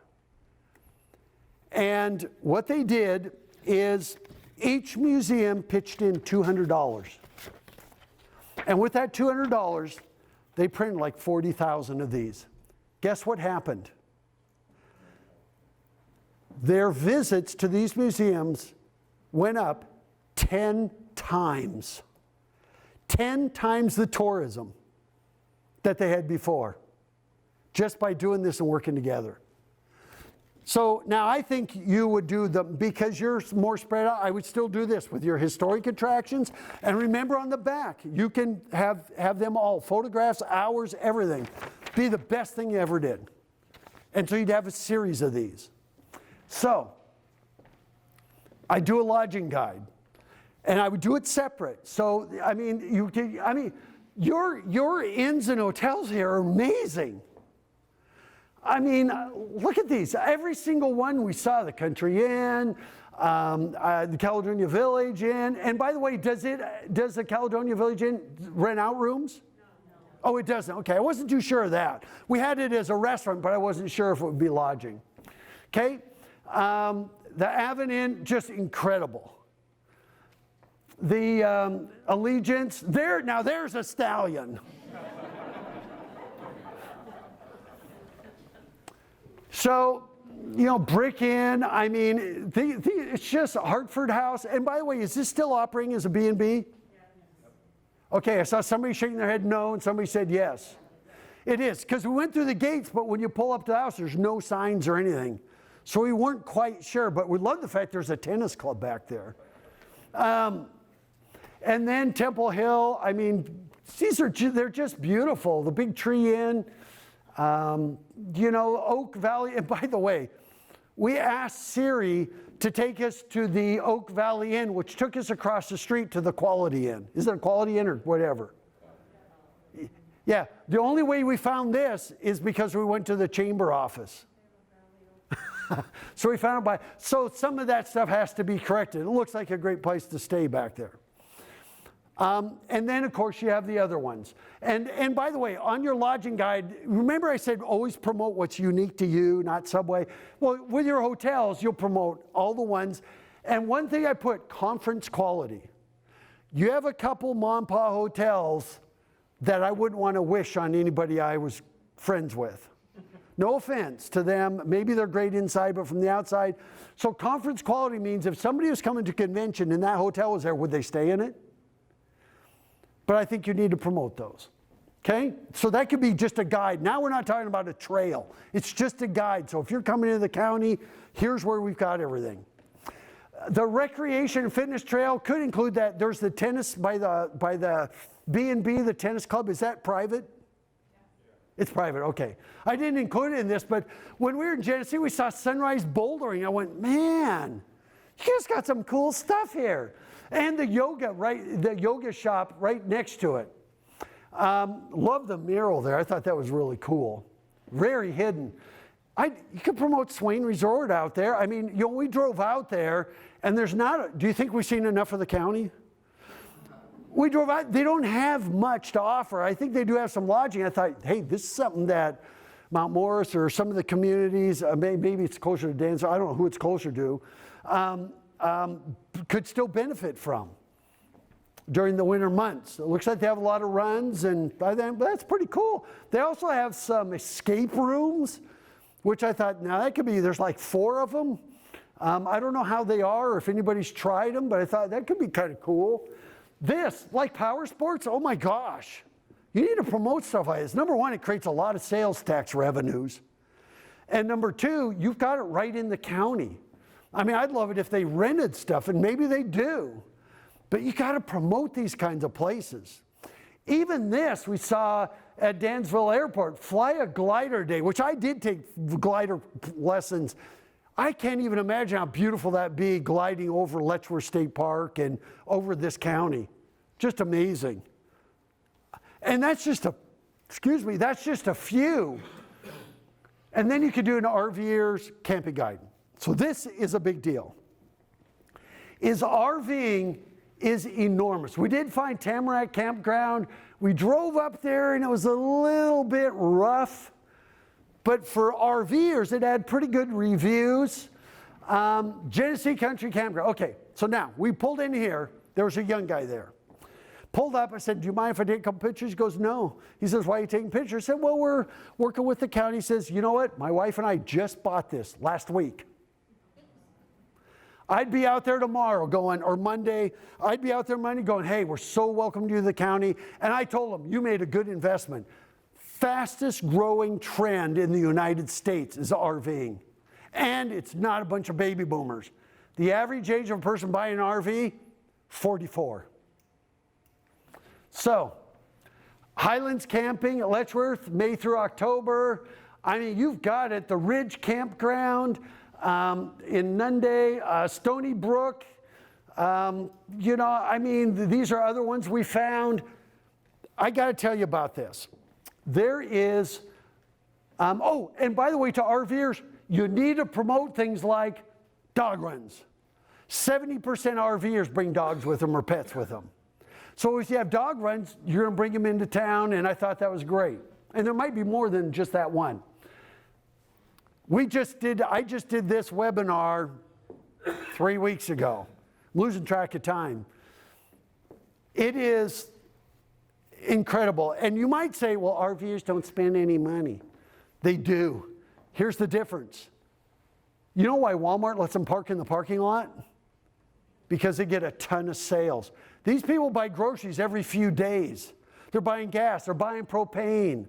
I mean, they are out. They will not just eat, they will eat in your restaurants. They may not go in all your antique shops and stuff, but I guarantee you almost every one of them is a tow-behind trailer, a fifth wheel, if you know what that is, or they are in an RV bus, but they tow a car behind them. So once they set up shop, they'd be perfect candidates to do all these trails. I mean, you know, so this video tells you all of this stuff. So, and I'm not going to go through it. So I just want you can come where they spend the most money, on and on. But here's the deal. It's a $114 billion industry in the United States. $114 billion. I mean, they sold 420,000 RV rigs just this year. And this has been going on for 10 years. It's not just because of COVID people are in RVs. COVID really accelerated it. But look at this for next year. And look at this. Almost all of them are trailers, towable, 75%. Strong end growth for the past 10 years. That's by the RV Industry Association. Man, it's just a market. We always think about, we want heads and beds, filling hotels, which is very important. But here's a whole nother segment. Did you know that the fastest area of growth in RVers are millennials? You know what they're doing? They're buying them as their home. 1.5 million people live in the RVs full time. 1.5 million. There are millennials buying them and say, for $20,000, I could buy a house. And then I just pay $300 or $400 a month to park it wherever I want to be, wherever I'm working. Pretty amazing. So the next thing, you got to start building a photo library. But you need to start building a photo library of all seasons. There's no reason this county needs to shut down. By the way, the days of Memorial Day to Labor Day, over. The peak months for boomers and Gen Xers is April, May, September, October, and November. They want to travel in the shoulder seasons when everybody isn't here. And your state park is open. I mean, you know, and I think Stony Brook's open year-round, isn't it? And people go snowshoe. Do people do snowshoeing here? Do they do ice fishing on your lake? I think about all the things there is to do, yet all the photographs I saw were taken in the middle of the summer. I would love to see that website say, pick your season, pick your passion. And that way, if golf isn't available in the winter, then you don't show it. See, if you pick that season. And by the way, I know golf courses all over the country that open up for cross-country skiing in the winter. And they charge for it. But I think it's really important for you to start building a photo library. All the photos we took, you can have. Now, not all of them you want to use, but some of them, there might be some good ones. And we missed, I wish we could have been here 3 weeks ago in the middle of fall color. I mean, I can imagine some of the best fall color anywhere. And I would start creating little short videos. These can be done by locals. By the way, on these trails, I didn't even do it. You can do motorcycles trails for motorcycle riders where Harley clubs come out. And by the way, these Harley clubs, don't be afraid of them. Most of them are like doctors and lawyers. Spending 25 grand for a motorcycle, that's just a hobby. Matter of fact, I talked to Harley Davidson. He said, you know what our brand is? It's professionals dressing up in leather to scare the hell out of the locals. That's their brand. But you could do, can you imagine all these different routes that we're creating, these different trails you could create? And what you do, and here's a great one. I wish I would have brought a copy of this book. And Maureen or Lori, if you remind me, I'll send you a copy of this. This was done in Door County, Wisconsin. It's a little book about this side, and it's called The Hidden Gems. So this is like, once you're here for those main attractions, pick up, and a contractor built this book, and it has like 101 things to do in Door County. I would just do the hidden gems of the Genesee River Valley. And he did it like in black and white. Like this one says, if you can't read it back there, our favorite Sunday morning starts with breakfast at the White Gull Inn on Main Street in Fish Creek. Splurge on a slice of their famous Door County berry sour cream coffee cake, sold. Then take a much needed stroll down Cottage Row. From the White Gull Inn, follow Main Street to Cottage Row and turn right. The walk will take you north along a row of shoreline cottages about 1 mile before it turns up the steep bluff. At the base of the bluff is a sliver of a park known as Champagne Rock, named for the little rock that hangs over the water. Down and back is a perfect way to walk up breakfast to start the day. Do you think you have some of these here? Yeah. I mean, some of them may not be on your big list, but which fire hall has this? Where is this in Avon? That's Lima. In what's that? Lima. Oh, in Lima. I thought that was so cool. That's one of those little hidden gems, seeing this old antique fire truck back there. I thought it was just really cool. It's not a major attraction, but if somebody came here to spend time here and said, I want to know the hidden gems. By the way, the guy that wrote that other book I just showed you, they cost him $4 to print. He sold them to local tourism, retail shops and everything for $10. They sold them for $15, and they printed 40,000 of them before he retired. 40,000 of them. And they sold them at a state park visitor center, and when people bought one, they said, would you mind if we follow up with you about buying this book? And they said, we promise we're not going to spend you. We just want to follow up and see if you used it. 85% came back multiple times because of that little book, just to see the hidden gems. But a private center could do that. I mean, little things like the Caledonia, you have some amazing libraries. I don't know which one is the most spectacular, but I thought that'd just be amazing. Even little sections of the Greenway, like walking over this bridge just north of, is that just south of us here? But where the spillway is, everything, just great little hidden gems. By the way, at this trailhead, part of the problem is these maps really I think it did show us where we were at. But then it says share your trail moments, but it doesn't tell you how to share your trail moments. It just says, click here to take a survey. It's like, I'd be happy to share my trail moments. Tell me how. The Mount Morris Veterans Park is amazing. Beautiful. These are all little hidden gems. Up in Livingston County Campus and Park, is this just called Livingston County Campus Park? Or does it actually have a name? What is it? There's no signs anywhere that say the name of the park. But it's kind of a hidden gem because it's back there. It's almost as good as Vitale Park in Lakeville because it's got all these walkways and everything, but there's no real information about it. We drove back in there, but it has this little one-lane road back in there. I thought, you don't want to over-market something to where you create problems. And so, but then, there's trails all through there. Then there's this. No interpretive, I don't know if it belonged to somebody, if it's ever going to be anything. There's no interpretive signage, nothing. It's just there. But, if you walk towards this cabin, there's a great view of the river. So these could all be like great little hidden gems. Another trailhead right here, Mount Morris for the, and the whole Greenway we think is fabulous, but every time we found a trailhead, it was by accident. So.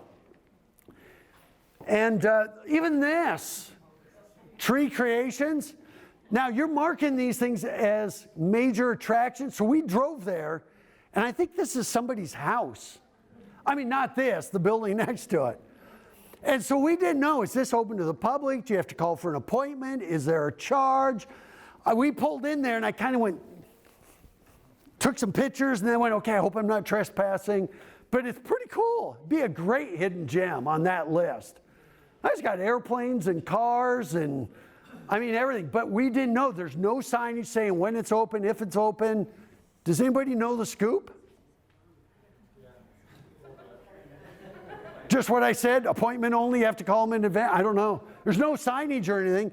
Can people just go there and walk around?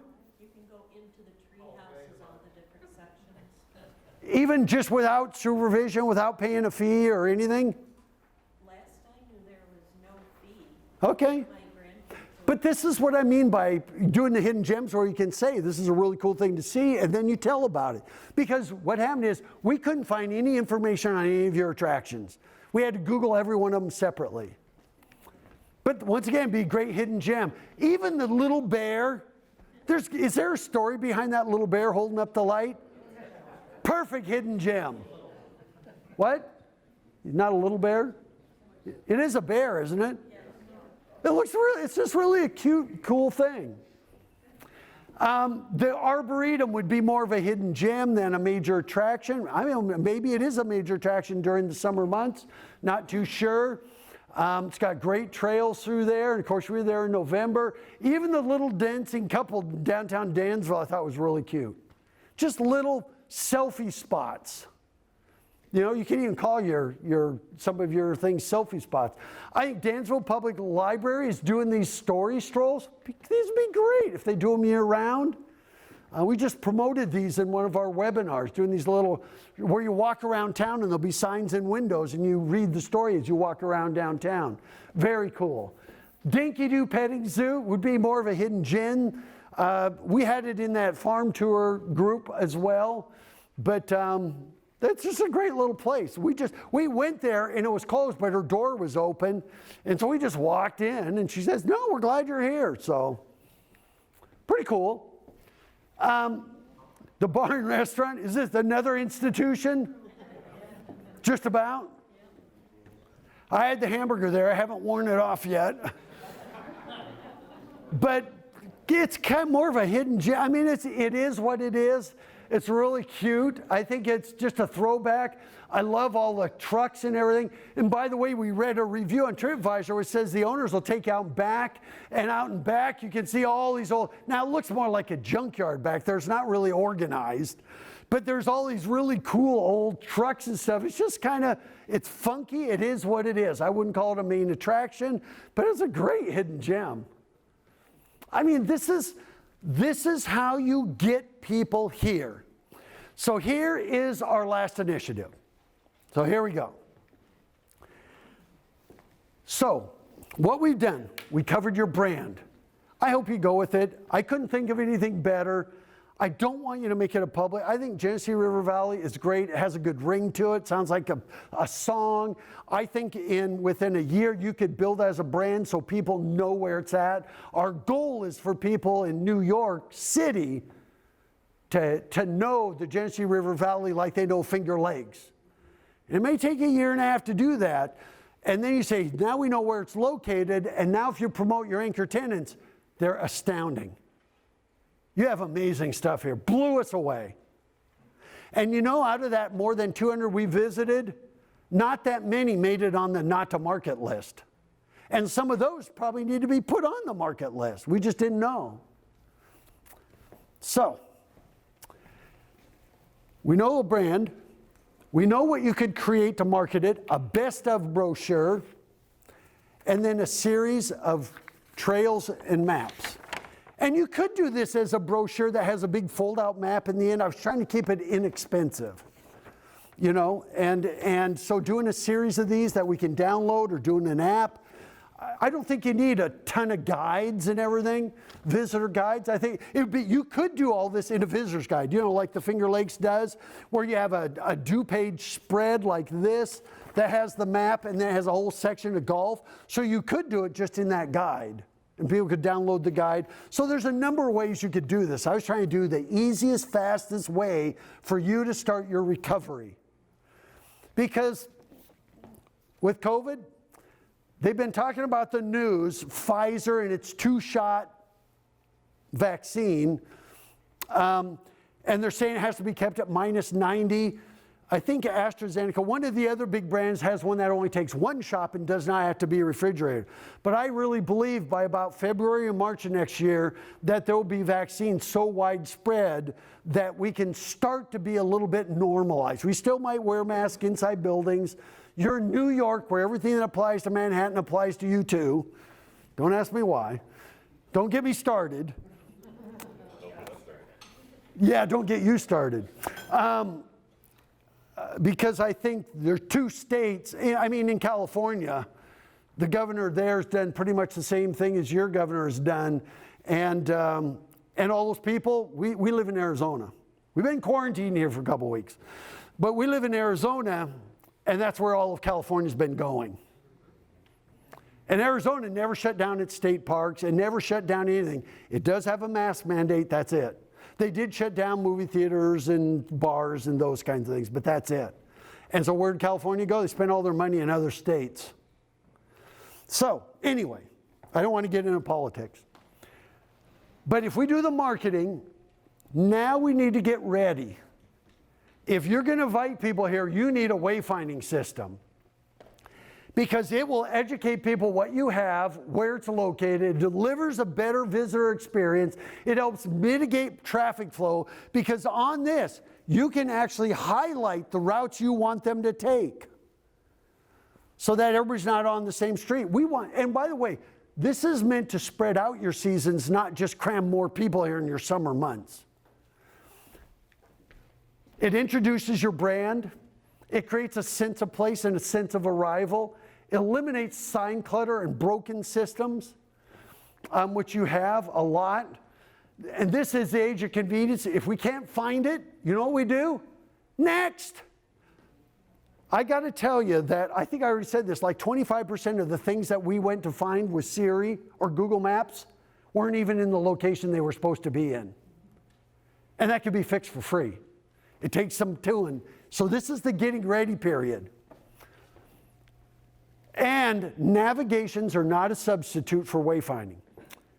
If economic development had not sent us all those brochures and stuff, we wouldn't have known what to find or where to find it in this county.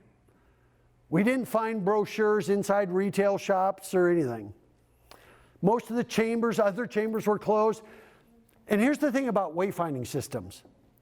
When we drive into your county, we use wayfinding systems. Let me back up. We use wayfinding systems to find things we know exist. Siri, take us to such and such. We know it exists. We just need to know how to get there. Wayfinding signs list things that we didn't even know you had. Like Genesee Valley Greenway Trailhead, next right. Things we found by accident. And never more than 5 items on a sign.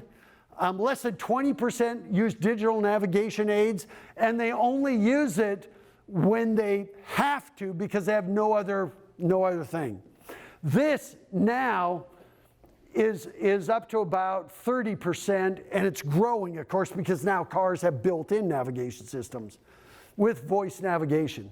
But every single county, village, or town that's done wayfinding has seen an increase in retail sales nationally, an average of 14 to 18% increase just by doing wayfinding signs. 14 to 18%. It's an investment, not an expense. It's the most expensive thing that's on this list that I'm giving you. Increases retail sales and services. Never more than 5 items on a sign. It cracked me up when you come into the county in Mount Morris, where the county facility's up there, where there's a sign that has about 100 things on it, where you'd have to stop, get out of your car, walk across the street, stand in front of a sign to work your way down the list. Which is fine if you're a pedestrian, but not really great if you're in a car. So you can never put everything on one sign. You have to make it progressive. And so that's just an example. You know, here's Greenville, South Carolina. You know, these are fantastic. And these include parking, public restrooms. I'm going to talk about that one. It's going to include visitor information. I mean, I'm going to keep going here. And by the way, on 390, we stayed off of 390 except once because we wanted to really get to know the county. But that one time we did it, the only attraction on the entire length of this county was that little sign to Mount Morris Dam. It's the only attraction listed. No visitor information, no welcome to the county. I mean, Geneseo, the college was listed on there, and that's an attraction. But other than that, you know, State University right there, there's no attractions out there. I was pretty shocked. And that wayfinding should include working with Department of Transportation. So I just think even adding right here, you know, or adding down at exit 4, is that the first one coming in Dansville? You should say, welcome to the Genesee River. And by the way, don't ask the state to pay for it. There are federal transportation grants, but your wayfind doesn't include what we do off the, it does need to include what you do off the freeway, but you also could use a few more things on the freeway. You know, camping, there's only one listed. These are called TOD signs, tourism-oriented displays. They are for sale. So the state puts them out there, and this looks like you only have one campground in the entire county.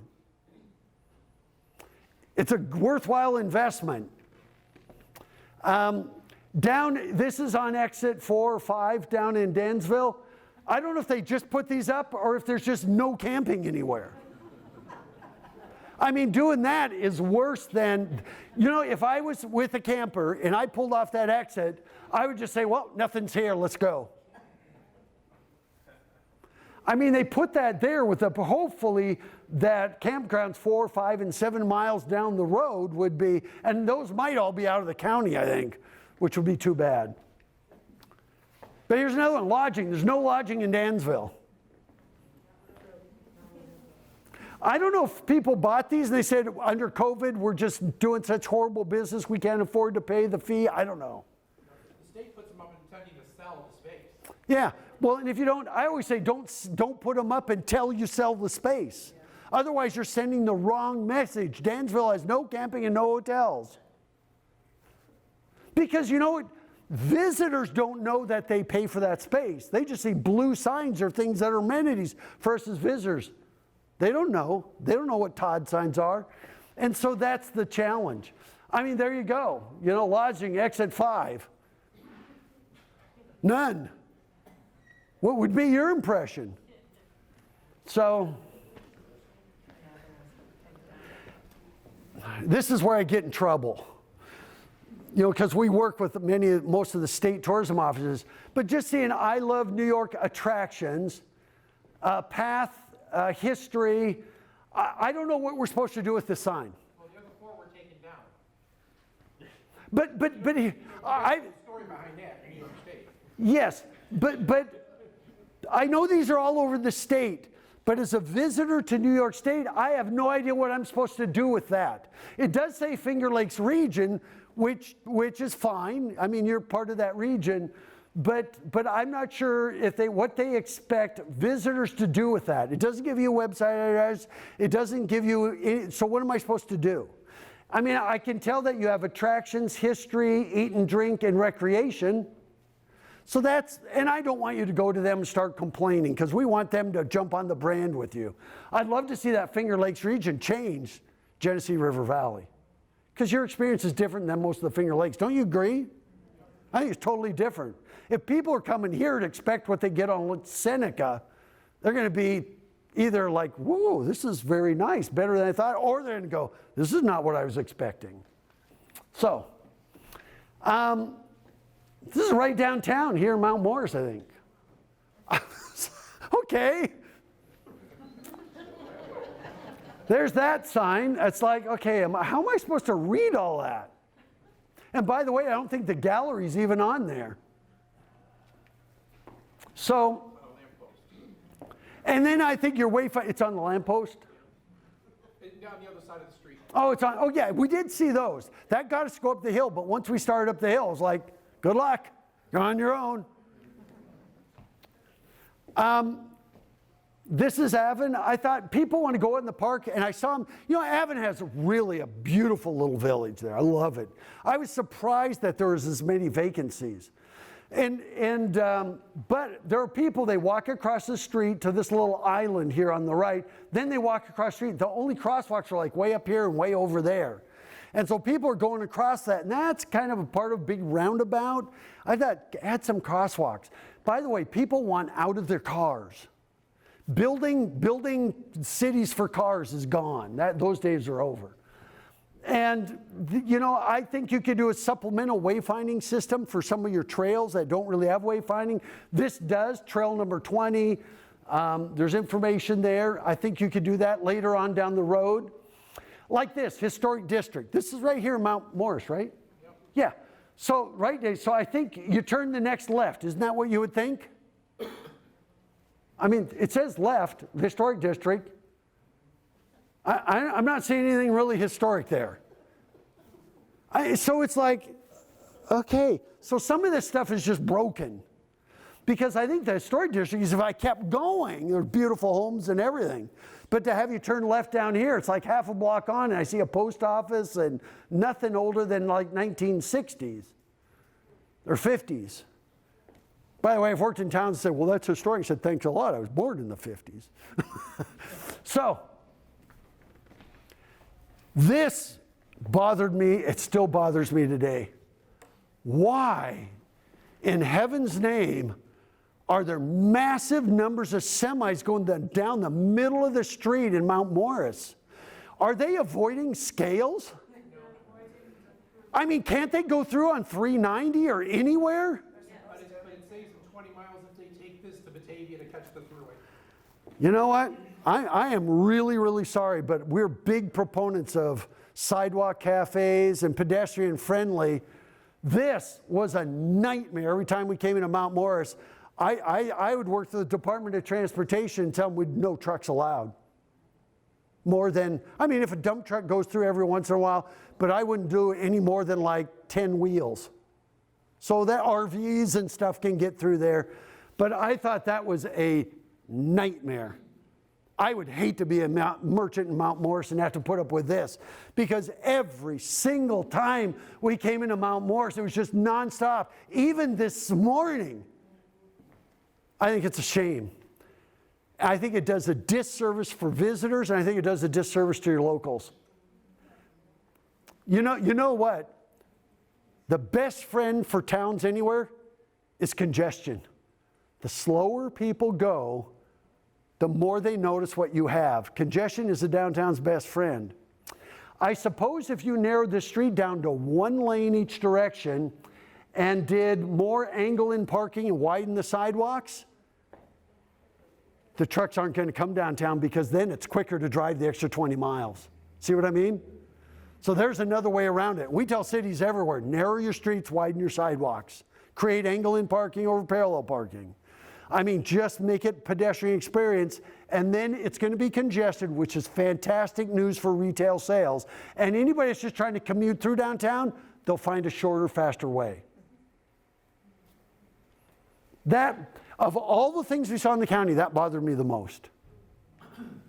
So, each village should share in this, by the way. The county, and by the way, I think just this morning, Maureen, you said the county's already actually working on wayfinding, right? Which is fantastic. You may see things in this presentation say, but Roger, we're already working on it. Remember, we didn't come in secret. We didn't come and talk to you first. So the fact that the county's doing this, you've just been validated. But now with wayfinding, we want to get people from Dansville to Caledonia and from Springwater to Avon. We want to get people around this county. So it needs to include the villages, and we believe that when you do wayfinding, the county can take the lead, put together a comprehensive system, but each village should help pitch into that, whether it's a matching for federal grants, transportation grants, whatever it is, and they just do their pro rata share. And I'm sure the county probably take a lion's load of it, but I think it's something that will benefit everybody in this county. And it's not cheap. Developing the system, how much does it cost to develop a system? Sometimes just designing a system is like $100,000. Actually developing the wayfinding system, putting signs in the ground and everything, is probably for this county $500,000. Not chump change. There are lots of grants out there, federal grants for that cover like 50%, 60, 70%. But I think it's going to take everybody pitching in a little bit to help do this. And you can phase it. As long as you don't leave people hanging and say, turn right here, and then say, well, that's the next phase, and they're just wandering out in the middle of nowhere because you never finished the job. And so that's really important. But I think that's really, really important. All those major attractions I gave you, other than restaurants, you know what? The only attraction I saw with highway signage in Livingston County was Deer One Winery. Only one. And they probably spent years to get those signs.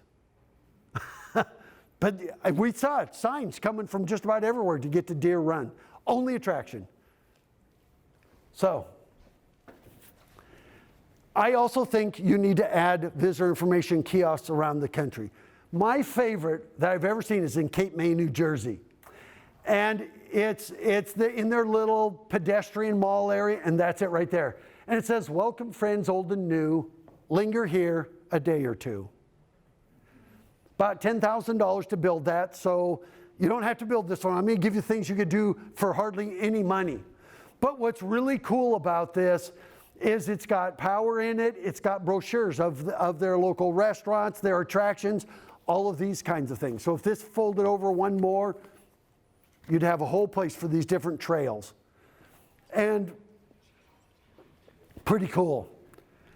But to get you started, it could be as simple as that. You know the little real estate brochure holders you see on Real Estate Post? Just putting those around this county. They're like $10. Granted, you got them mounted on a wall, you know, but doing that in numerous places would be fantastic. This is in Mahone Bay, Nova Scotia. It's like little mailboxes with visitor information in it. This is in Wickford, Rhode Island. Love those. You got to get it out there. By the way, I believe that visitor information should be in the heart of a spending district. So no offense to the chamber and where they're located, but once people get out of their cars, you have a 3 times greater chance of getting them to spend money. And I think the chamber actually has visitor information shared in a real estate office in Geneseo, and I think in Dansville. I'm not too sure, I can't remember. Maybe it wasn't in Geneseo. But I always put visitor information in the heart of the spending district. Because right now, if we go to the Chamber of Commerce, we get out of the car, go in, and if there was 24-hour visitor information, we have to get back in our car and drive to whatever we're going to do. But if we get out of our car, we might say, while we're here, let's get something to eat, let's get something to drink. Always about spending. Tourism is about spending. And by the way, one thing I really notice about this county is that you have tremendous amount of leakage. Every one of your downtowns is undersized, except for Dansville, it's oversized. Except for Dansville, your downtowns are undersized for your population. You're underserved in a lot of retail in this county. And I know exactly why. 20 minutes to Rochester. Heck, we had to go there to Staples once because none of the office supply places were open in the county. And we just said, this is so easy to get to Rochester. No wonder this has leakage. You know what the best thing is to tourism? It helps fill the gap. You earn money in this county. You may spend a fair amount of it outside the county. Buffalo, I don't know where you go. But tourism is a great way to fill a gap. So, I would love to see you get a couple of kiosks like this. This is in Banff, Alberta. And you can see there's a cover there. It all fits in a suitcase. That's all like PVC, $2,500. And you can put welcome to the Genesee River Valley. And I just think if one of these would have been in one of those parking lots this last weekend when there was a couple thousand people in Letchworth State Park, you could just say visitor information, and then you can hand them any one of these. While you're here or when you come back, you should enjoy one of these trails. What's your passion? Golf? Here, let me give you the trail one. I mean, or if you have baseball tournaments, soccer tournament, anytime, whenever we can get back to having gatherings of people, you should have these. So there you can see it. It's pretty simple. And I just thought having a couple, it's super portable. Green Mountain Gazebo makes them. By the way, they don't pay us anything. I just love this. You can get them printed with your logos and everything.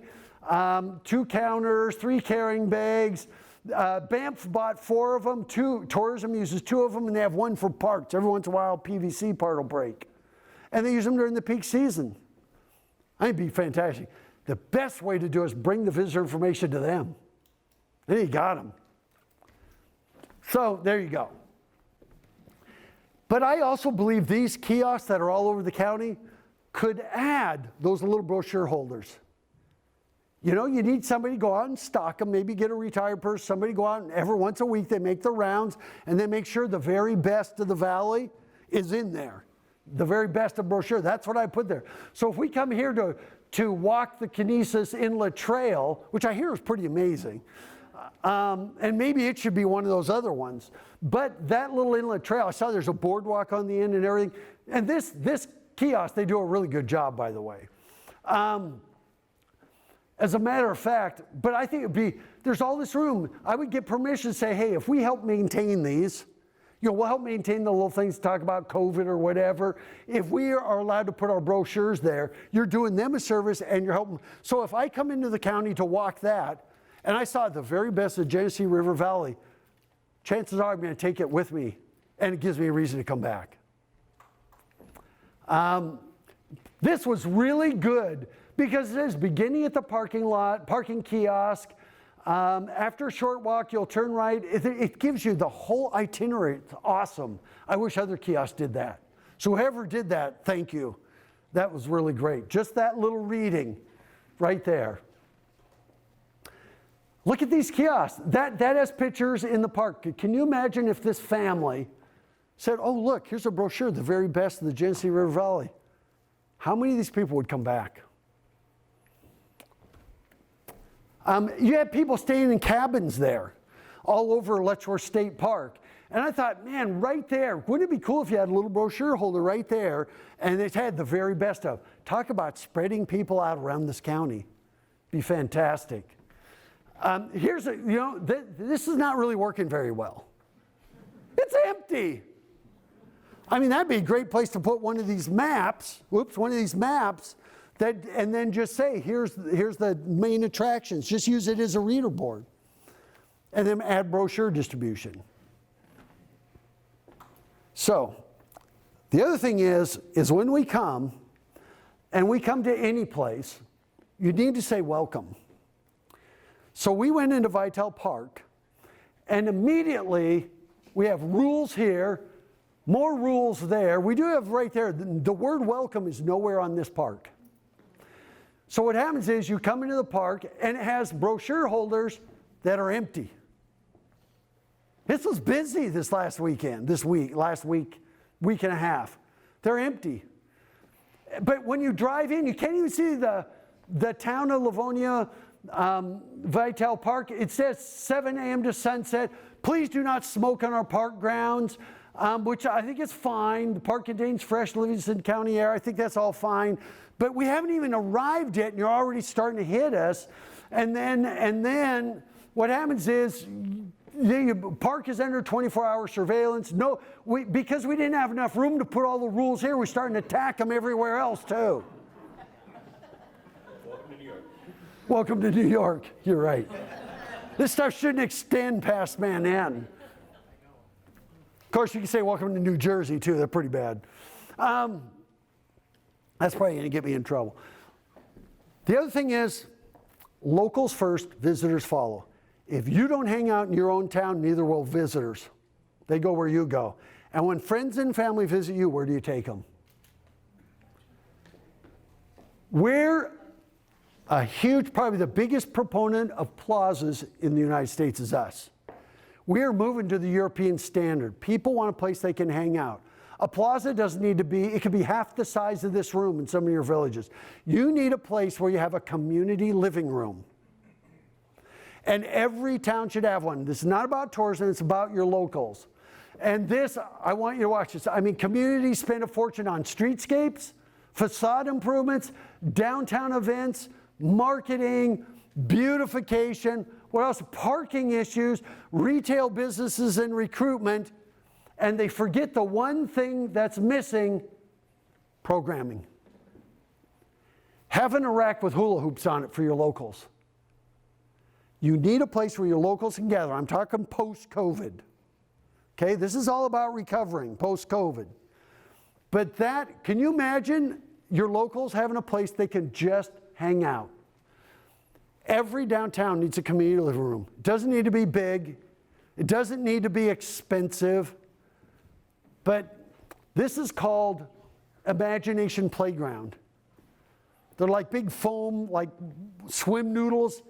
I mean, having a couple sets of those and going out there and having this space that could be fairly small, and you just go out there and you change it every couple of weeks throughout the year. This time of year, I mean, look at this. They did a space just by taking a couple of parallel or angle-in parking spots. These big chess sets and everything. Just a place for people to go hang out. You can buy giant Jenga sets for $79. You can buy those big chess sets, you know, ones I'm talking about, 4 foot square, for $700 on Amazon. But you know, you want a perfect example of this? In New York City, has everybody here been to New York City? Tourists were all in Times Square. Or up in, where's the skating rink? Yeah, Rockefeller Center. So in New York City, they created Bryant Park for the locals. That's where all the tourists go now. And that place is busy year-round. Yoga in the summer, ice rink in the winter. I mean, you can't believe it. Built for the locals, and the tourists are going, why would we hang out in Times Square? We want to go where the locals go. You could even say the same thing with the, what was I'm skipping my mind now. The overhead pathway. The High Line. Oh yeah, the High Line. Fantastic. Meant for the locals. But just a space. It would be great if you could add some lights over it. You can buy these on Amazon for like $79. I mean, doing this kind of stuff. But right here, this is in Livonia, am I right? You already have a plaza there. Perfect place for a kiosk. It'd be a perfect place for a kiosk. You already have a little stage there. I kept going, man, if you could, there's a couple of trip hazards out there. If this was all like paver stones down the road, or you put some corner light posts and run some string lights out, all you have to do this could be used right now. All you have to do is put a couple big chess sets on it. And those could be sponsored by a local business. And you put a board out there, the sandwich board, that this is sponsored by the restaurant across the street. You just need a place where people can come and hang out. And I'm talking next spring. So we're hoping after post-COVID. Right now, we don't want to get people, encourage them to skirt the law. But right now, this would be fantastic. It's already there. It just needs programming, activity. I keep thinking this time of year, even getting propane fire pits and putting 3 or 4 out, and then having a little food truck that sells hot chocolate and cider. So we're not talking about just during the summer months. We're talking about year-round, a place where your locals can come and hang out. This one here is in Avon. Yeah, this is in Avon.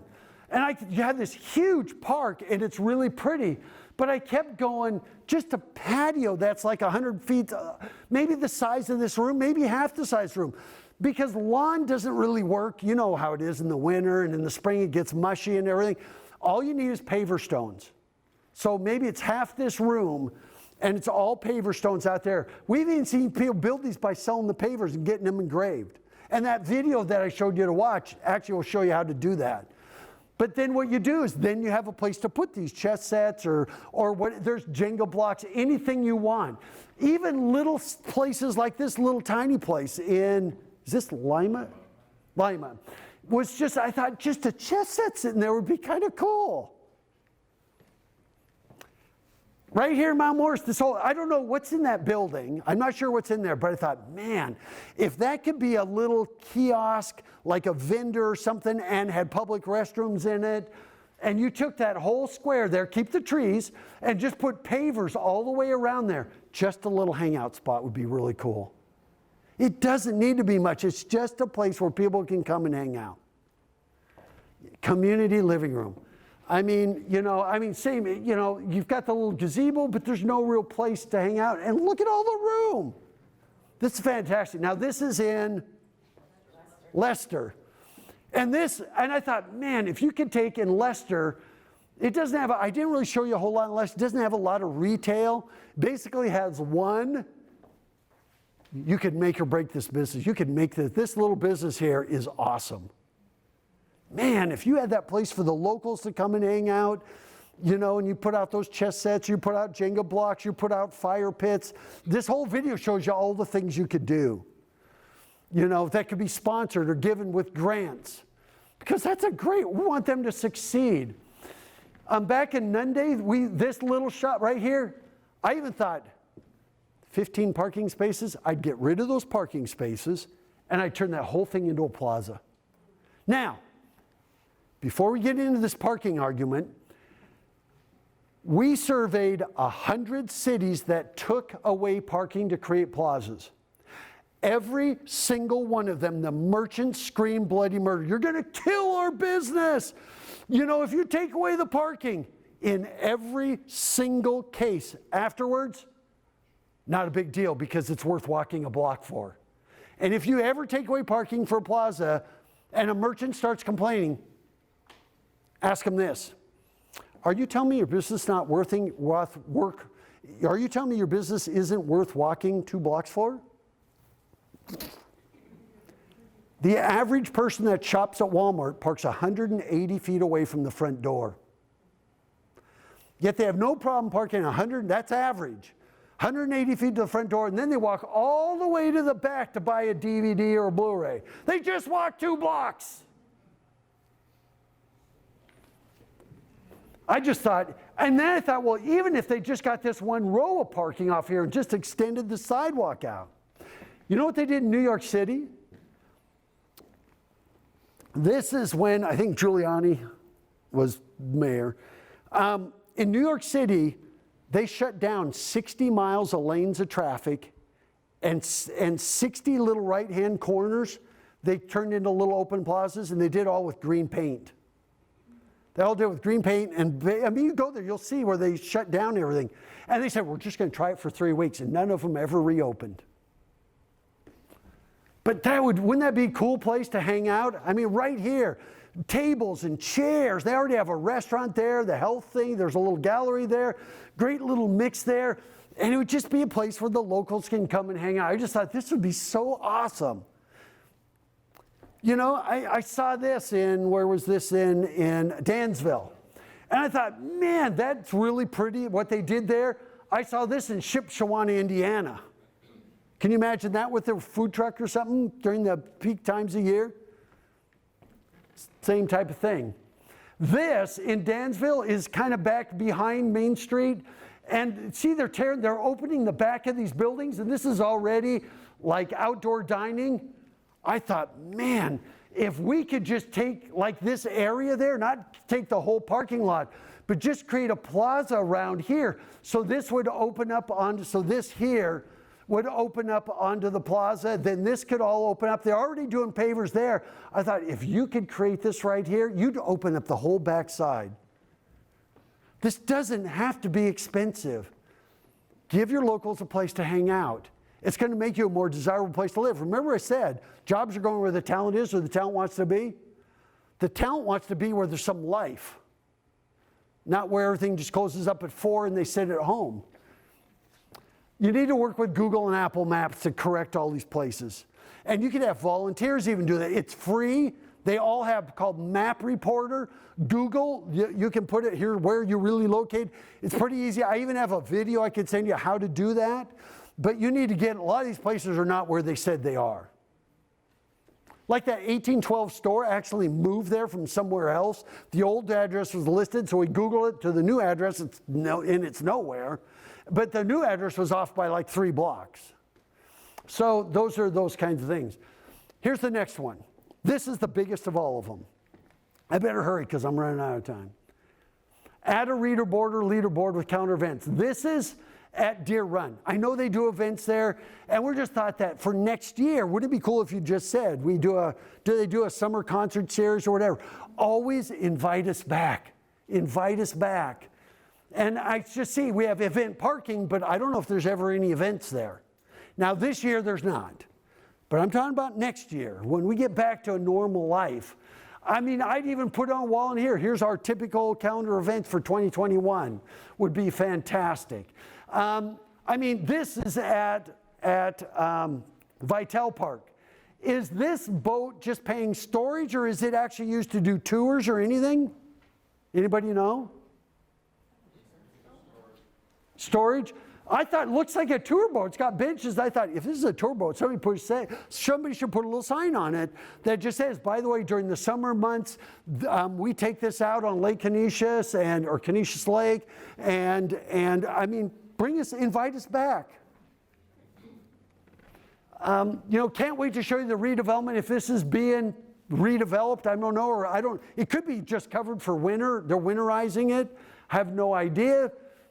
Just, this Chiphold Center, I don't know if you rent this or if it does anything, but invite us back. Tell us, this building's available for rent in normal times, those types of things. Here's like a Watershed Education Center. Is this ever open?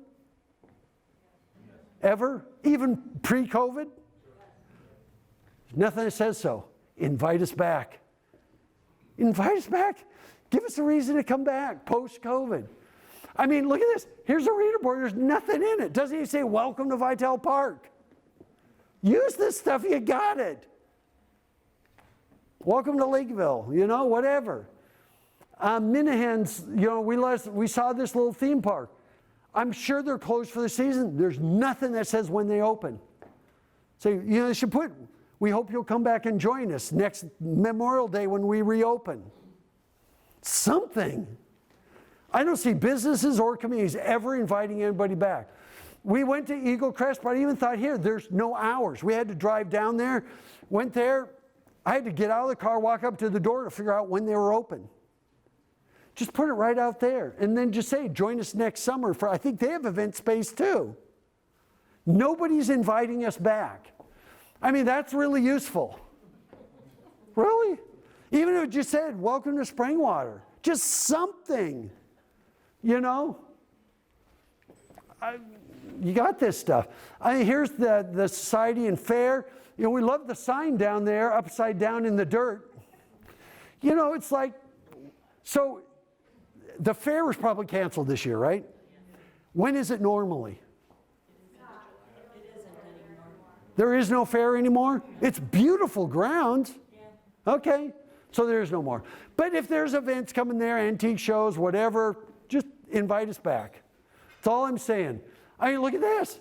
I'm sure they're not renting this a whole lot because we can't have more people than 50, or whatever it is, who knows. I'm glad you didn't go to, what is it, Orange, the next one.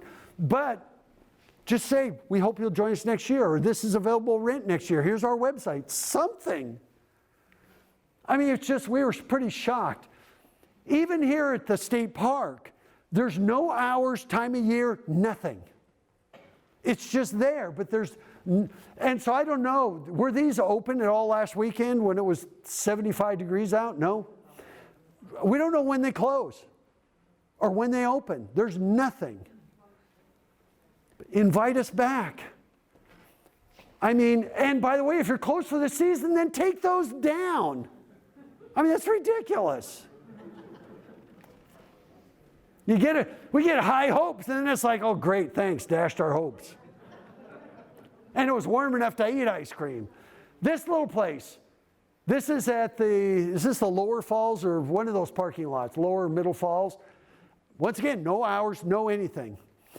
And this was on like Friday. This isn't even the weekend or Thursday. It was packed. People everywhere. All those picnic tables over there were all full. There were people bringing out lawn chairs, but yet there's no place open, and that's fine. I get it. Your employees, nobody probably knew it was going to be 75 degrees last week. But the thing is, you're also not saying, well, we hope you'll come back. We open every year, Memorial Day or third week or mid-April, whenever it is. And that may even be flexible depending on weather. We don't know. But tell us. I'm picking on Big Tree Inn. Big Tree Inn, lunch, dinner, tavern hours. Apparently, there is no food or tavern there now. Is that right? But what I would do is put a little sign that says, we're temporarily closed. We hope you'll join us next year. Do something. That's an invitation for us to come back. Welcome to Hemlock Fairgrounds. Now, is there a fair here? Okay, is it like the county fair? Okay. And this is, by the way, this is buried way back in the fairgrounds. There's nothing out at the gates. And so there's like home arts, National Register of Historic Places, the museum's there, it's got the track here, but nowhere is there anything that says, we hope you'll come and join us for the county fair next year. Nothing. It's so much cheaper to bring people back than it is to go get new customers all the time. And so this one here, next to the semis, was number 2 on the list of pet peeves. Because we're driving around the lake, we see a boat dock there, the boat dock's open. Some of the docks they put out of the lake, for obvious reasons. Oh, we got restrooms, so we get out of the car, walk up to the restrooms. Nope. And by the way, we have like, I don't know if those are brochure holders or whatever. I kept going, man, this would be, at least we could get visitor information. So here, Avon Free Library, yes, we love libraries. But you know, if we were down there after 5, would it be open? Probably not. But there's Jean heading in there. You know where she's going. She's not checking out any books. Letchworth State Park, all the restrooms are closed. However, why don't they put up a sign that says, public restrooms, please go to the Visitor Center or Humphrey? You know, they don't. They just say closed. It's, you know, and they direct people here. I mean, it was open and they had public restrooms, and there's, I think, no, that's not Jane, but she did go in there. We both did. For that reason. At the Humphrey Nature Center. I mean, it's a great way to get people inside. But no directions, they just say closed. This is great, it's great. I love the video of the wildlife and everything you did there, very nice. Even, we're in downtown Geneseo. We got the log cabin there, which I already complained about. Nope, of course not. You know, look at, there's Jane, you see that? Like, what the hell do we have to do? Go inside the cabin. Go inside, we can't, it's locked too. The log cabin. Oh, the log cabin, is it open? No, I don't think so, yeah. Stony Brook, bathrooms closed. Well, okay, they don't have a visitor center. I don't know where you go if you're there. Well, I do know where you go, and it's not fun, it's not pleasant. They're all closed. There's people snowshoeing or all these things. I mean, this is ridiculous. We finally found another hidden gem. Pretty cool. You should add to the hidden gems list. And you know what's really special about this place? It has the only public restroom in the county. And I had to use it. And I thought it was going to fall over down the hill. But luckily it had quite a bit in it, so it was pretty well weighted. Is that enough? Come on, you guys. You know what? People spend more money when they're not panicking about where to go. Public parking. Most of your communities most of your villages are fine with this. But here's a video you should see. So we come into Geneseo. We see the beautiful signs that say public parking. So we pull back there. And we say, okay, we got 2-hour parking, permit parking, limit 1-hour parking. Okay, so this row we have 2-hour parking both way. That's permit parking both way. This is 1-hour parking both way. Okay, so now we got another sign. This is 2-hour parking, but just that way. And then we have no public parking for longer than 24 hours. And then we have reserved parking for handicap. Then we have only tenant parking. By the time we're done with this, we go, what the hell? What is this? I mean, you need to simplify this. We're driving around, we're going, okay, should we park in the 1 hour? Should we park in the 2 hour? And by the way, if I want to shop downtown Geneseo and go have lunch, 2 hours is a good way to kill your tourism and your downtowns. Flat out. Hear that, Dansville? Flat out. But the thing is, it's so confusing. And why do you have 1 hour and 2 hour? Why don't you just make it all 3 hour or 4 hour? I mean, you know what? I understand, and I'm kind of picking on Geneseo. College towns are always the worst for parking.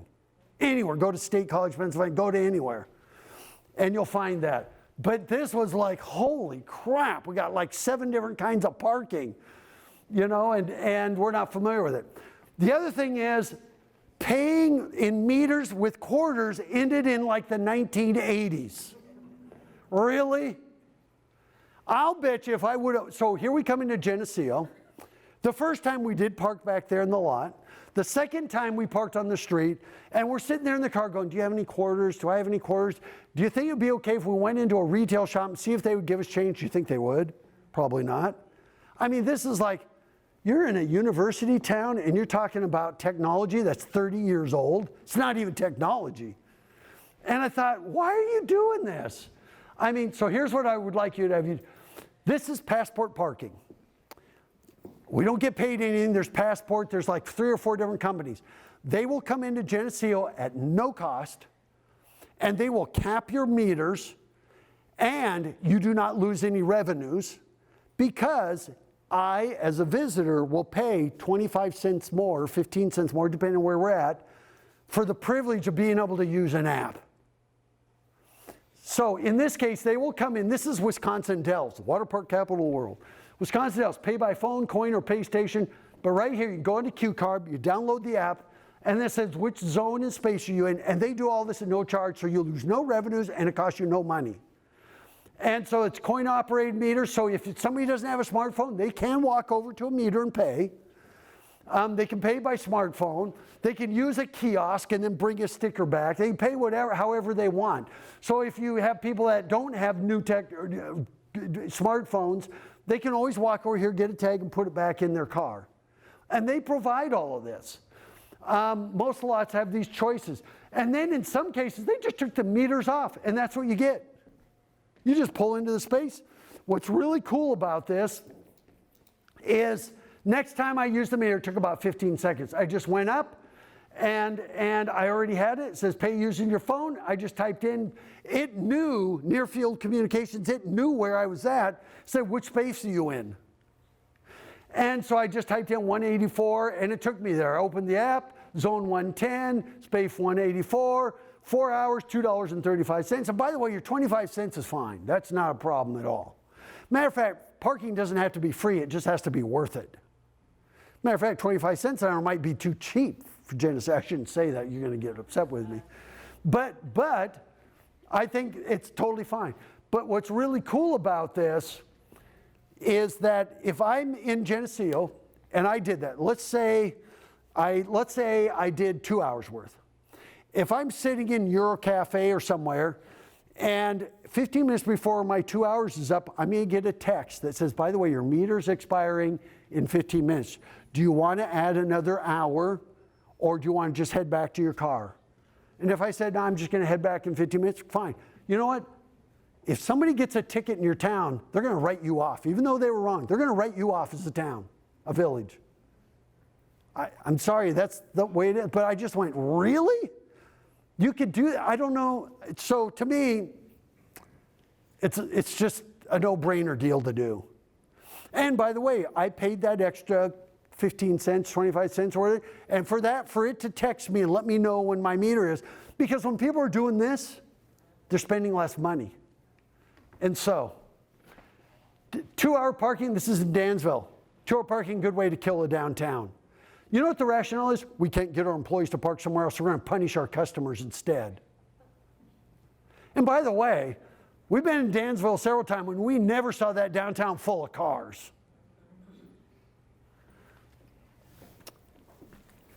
Two best models for you, Niagara on the Lake. Anybody been there? There's no reason. Mount Morris, all your towns are gorgeous. You have some of the best architecture I've ever seen anywhere. But just notice the beautification, Ellicottville. I mean, 2 small towns that should be your model for your downtown villages.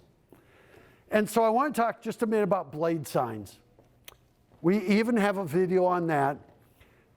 Those are blade signs. When we're driving into town or walking down a sidewalk, we see signs that are like this, perpendicular to us.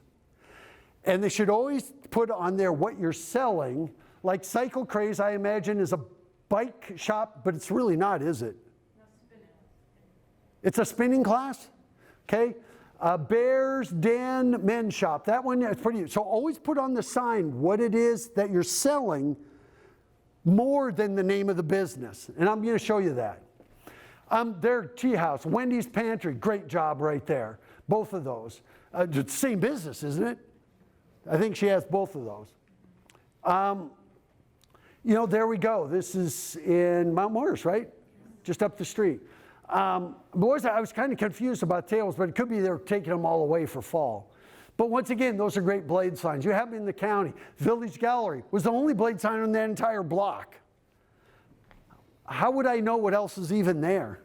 The only way I'd know is if I'm across the street. Tell me what's in any of those businesses. I mean, tell me what's in any of those. Why should I walk down this block? There's nothing to tease me. No blade signs. You know, Dan's Place, the only reason I even see that is because I had to go out here like this to take the picture. I don't know what's in this business. They have no signs at all. You know, can you tell me what's, I think this is in Avon. Can you tell me, is that Caledonia? Livonia. Okay, so Livonia, oh yes. I think there's a museum in there somewhere.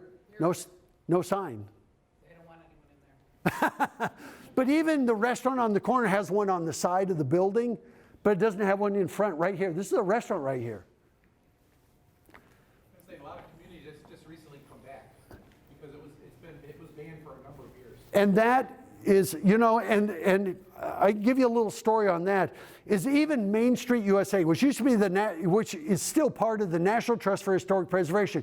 In the old days, they didn't have blade signs. And you're in historic buildings, so you by God, you can't have blade signs today. Well, when you're on horse and buggy, you can look over there and see what's on the buildings. When you're in a car going 25 miles an hour or faster, you don't see what's in there. So they finally kind of separated off Main Street from the National Trust, and now they promote blade signs. Blade signs can increase your sales by 1/3.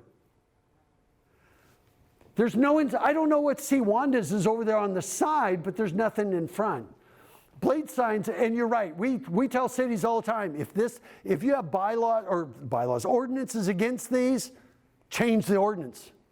And they should be consistent, no lower than 7 feet, no higher than 9 feet, no wider than 42 inches. That way you don't end up with sign clutter. I could spend a whole half hour just on blade signs. And when we get together on Monday, we're going to provide you some guidelines. But I have no idea what's in all these pictures you're seeing, and it's in all of your villages. There's no beautification, there's no anything, no incentive to walk down any of these streets. I mean, this one has, I can see a cafe down there, so we might say, oh, there's a cafe down, let's go down there and check it out. If that wasn't there, we wouldn't. I mean, it was prevalent everywhere. Here you're open, but we don't know what it is that's open. And so, I mean, this is just a problem everywhere. And if you had blade signs, you wouldn't have near the need for sandwich boards. You know, these I only see from across the street. You know, I mean, it's just nothing. I mean, there's just nothing there. And then what is your, like this one here is, what's that say up there? Simply Positive. Oh yeah, Simply Positive. What does Simply Positive sell? Giraffes? I don't know what Simply Positive sells. And so always put what you're selling, and then that's going to pull us in the door. Okay? Looks like a great shop. This one, Women Supporting Women in Business. We weren't sure if this was a retail store or an office for an organization. And I'm sure it's a retail store. It looks great. They have great window displays. Always promote what you're selling. What you're selling are things that local women have made, I think. But not too sure. It's not real clear. Alley Cat. Alley Cat, perfect price. I have no idea what Jane and I sat there and looked at the windows and everything. We could not figure out. I don't know whether they sell stuffed animals, whether they are costume shop. They've got all these little mannequin stuff. I don't, what is it? They're It's what?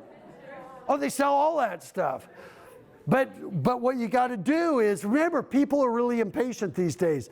What is it that's going to pull us in? The Vault, which is a pop-up shop, says vintage and upcycled lasting treasures. What the hell? See, we're trying to be clever with the word vault. Why don't you just say, you know, consignment goods or antiques or whatever it is. So sometimes, and that's great. By the way, I love seeing pop-up shops. This one has no signage whatsoever. I have no clue what it is. You know, but we also believe in there's great blade sign and beautification. And so you need common business days and hours. Look at this. That's the National Retail Federation. Why do you think Wegmans is open late? Why do you think Walmart's open late? Why do you think CVS, Walgreens? Why do you think they all belong to the National Retail Federation? Yet a lot of your businesses close at 4. Think about visitors coming in. The number one activity of visitors in the world is shopping, dining, and entertainment in a pedestrian-friendly setting. It's not the reason they come, it's the number one activity once they arrive. So during the day, what are they doing? They're on your golf trail. They're on your antique trail. They're out there in Letchworth Park or Stony Brook or Rattlesnake Hill, or they're out there they're on Canisius Lake. They're out there doing all that stuff. Then when they're done, they come back and you're all closed. And you wonder why your locals don't shop in your shops. Because you know what? They're at work or school. They get off work and you're closed. That is huge.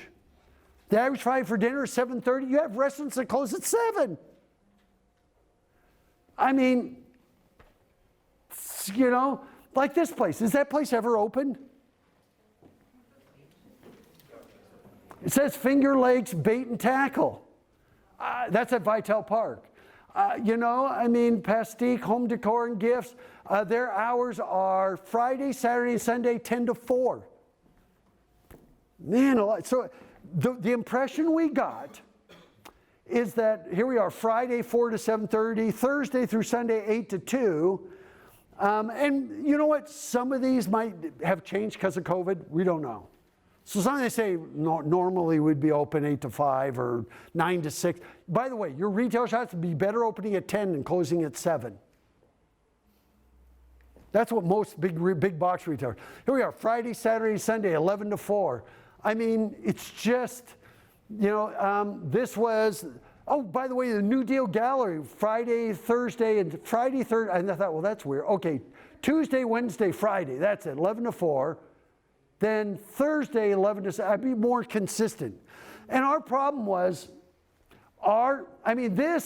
both our locations will be closed this Sunday, 11/8. And then normal hours resume Wednesday, thank you, but there was none that said when the normal hours were. But at least it was an invitation to come back.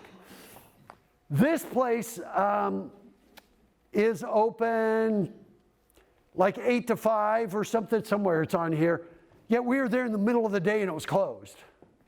It's like, the impression we got is that the only safe time to come into Livingston County and spend any money is on Thursdays, Fridays, and Saturdays between 11 and 4. And if you want to go on museums, good luck with that.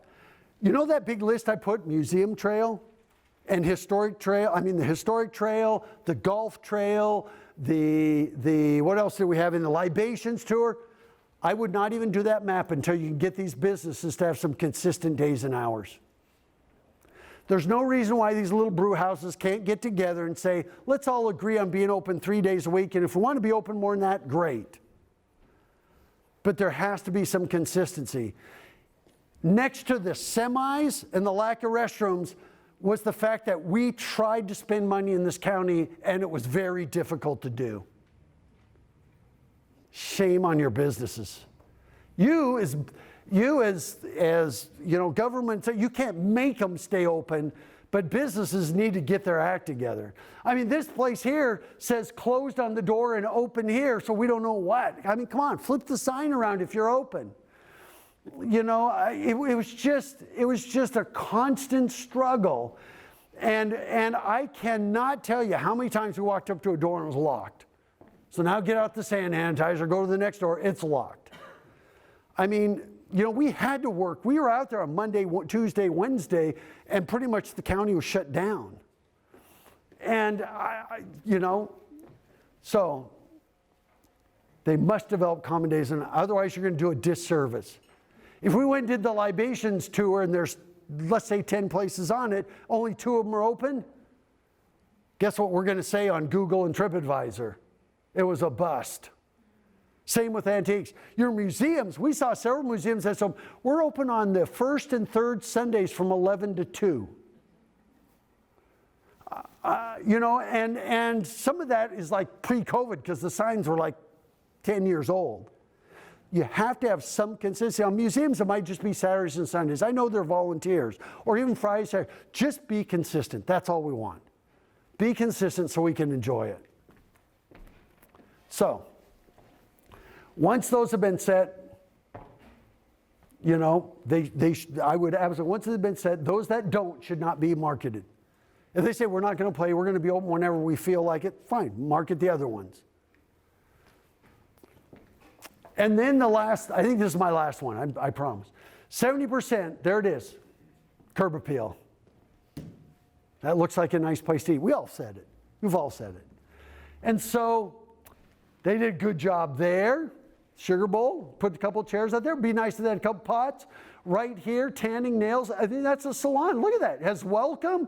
Excellent job. You know, I mean, this is in Nunde. I mean, look at that with the bales. Hey, look at what they went through at this little teeny restaurant. It's just awesome. Even this right here, you know, this, by the way, this used to be a food truck. This is what we want for them to grow into retail spaces.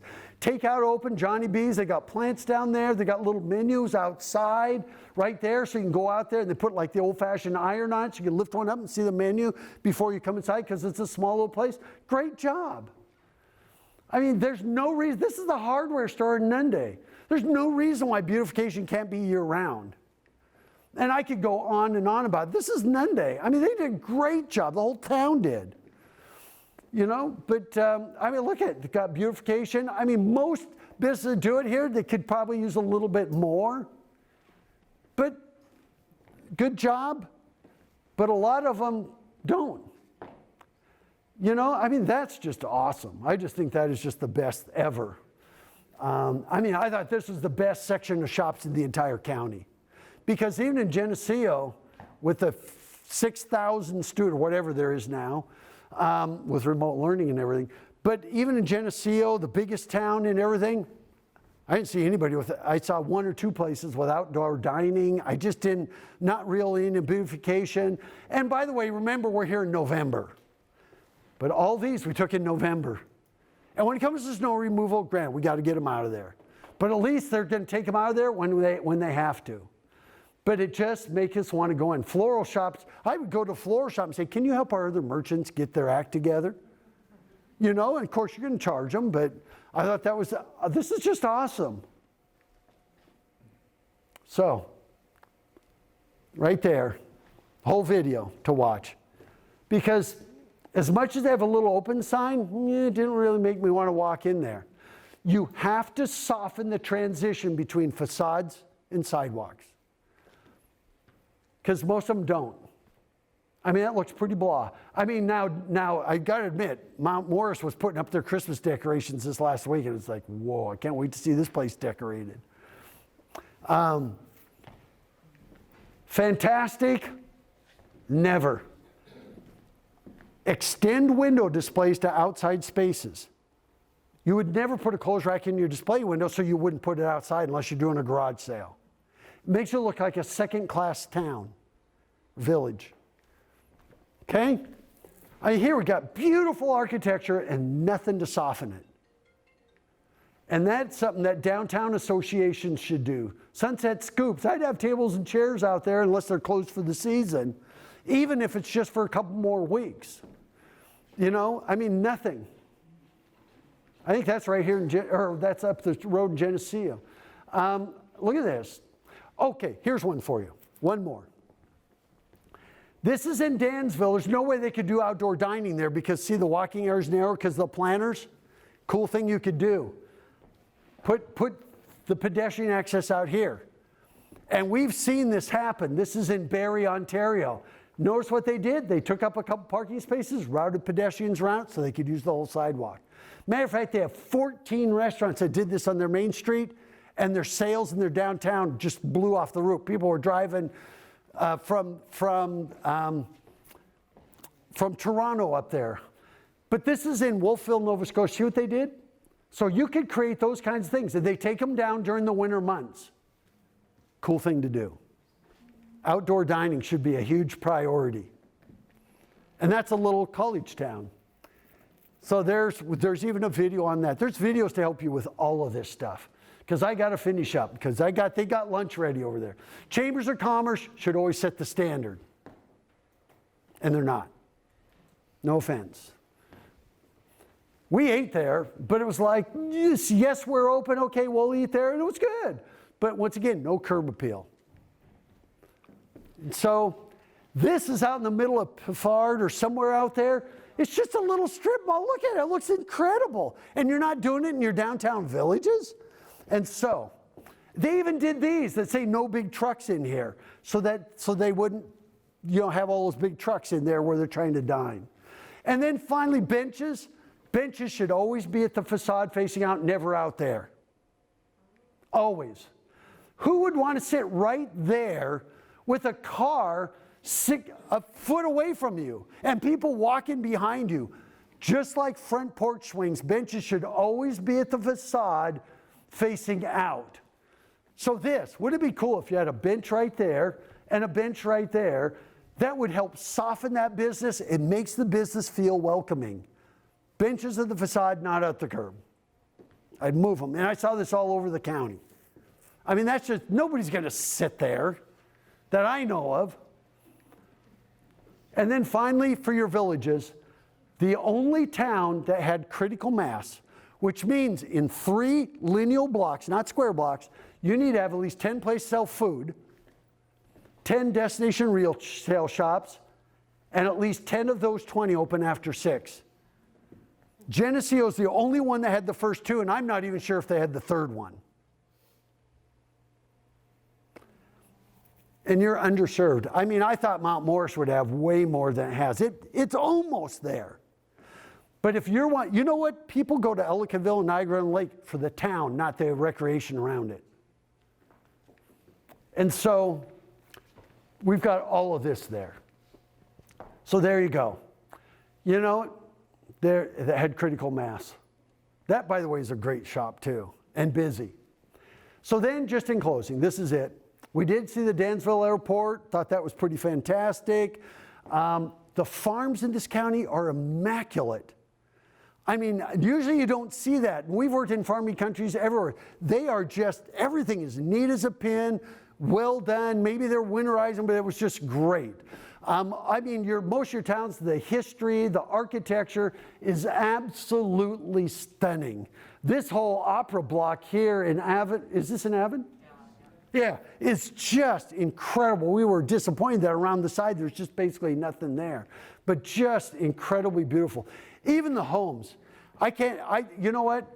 We took tons of pictures of homes. Oh, I like that one, I like that one, I like that one. And it was in every single community. What you have here is absolutely incredible. And every single thing that I've shown you, other than wayfinding, is a low-cost thing. It's just a low-cost thing. And it doesn't have, but look at this place. I mean, this is after fall color for the most part. I mean, just everywhere we went. And then I found out later that this is actually a B&B. But we didn't see any signs for it, so I wasn't sure. But I saw a picture, I went, wait, I took a picture of that. But even the smaller houses with the picket fence and everything, I mean, talk about idyllic setting. You know, I got to tell you, this is one that they have a bookstore that's being promoted, but I didn't ever find a bookstore there or any signs for a bookstore. And whether that's COVID or something else, I don't know. But still a really pretty church. The churches in this county are amazing. Even little things like this. This could be in the hidden gems. the first bank robbery in Nunde. Or Lima, that's in Lima. Yeah, I thought that was really cute. Just what you have is just flat out amazing. I think you'll create a team that includes all the villages. And you know that when I did this, I did not go through and say, here's village by village. I think you need to be one. It doesn't mean that every village needs to be cookie cutter of the other villages. But this is all about making something happen. And so there you go. You have the people here. And so this is a message that needs to get out to everybody. And I think in the end, you're going to be an amazing place for people to go. Whew. Thank you for being so patient. Was that okay information?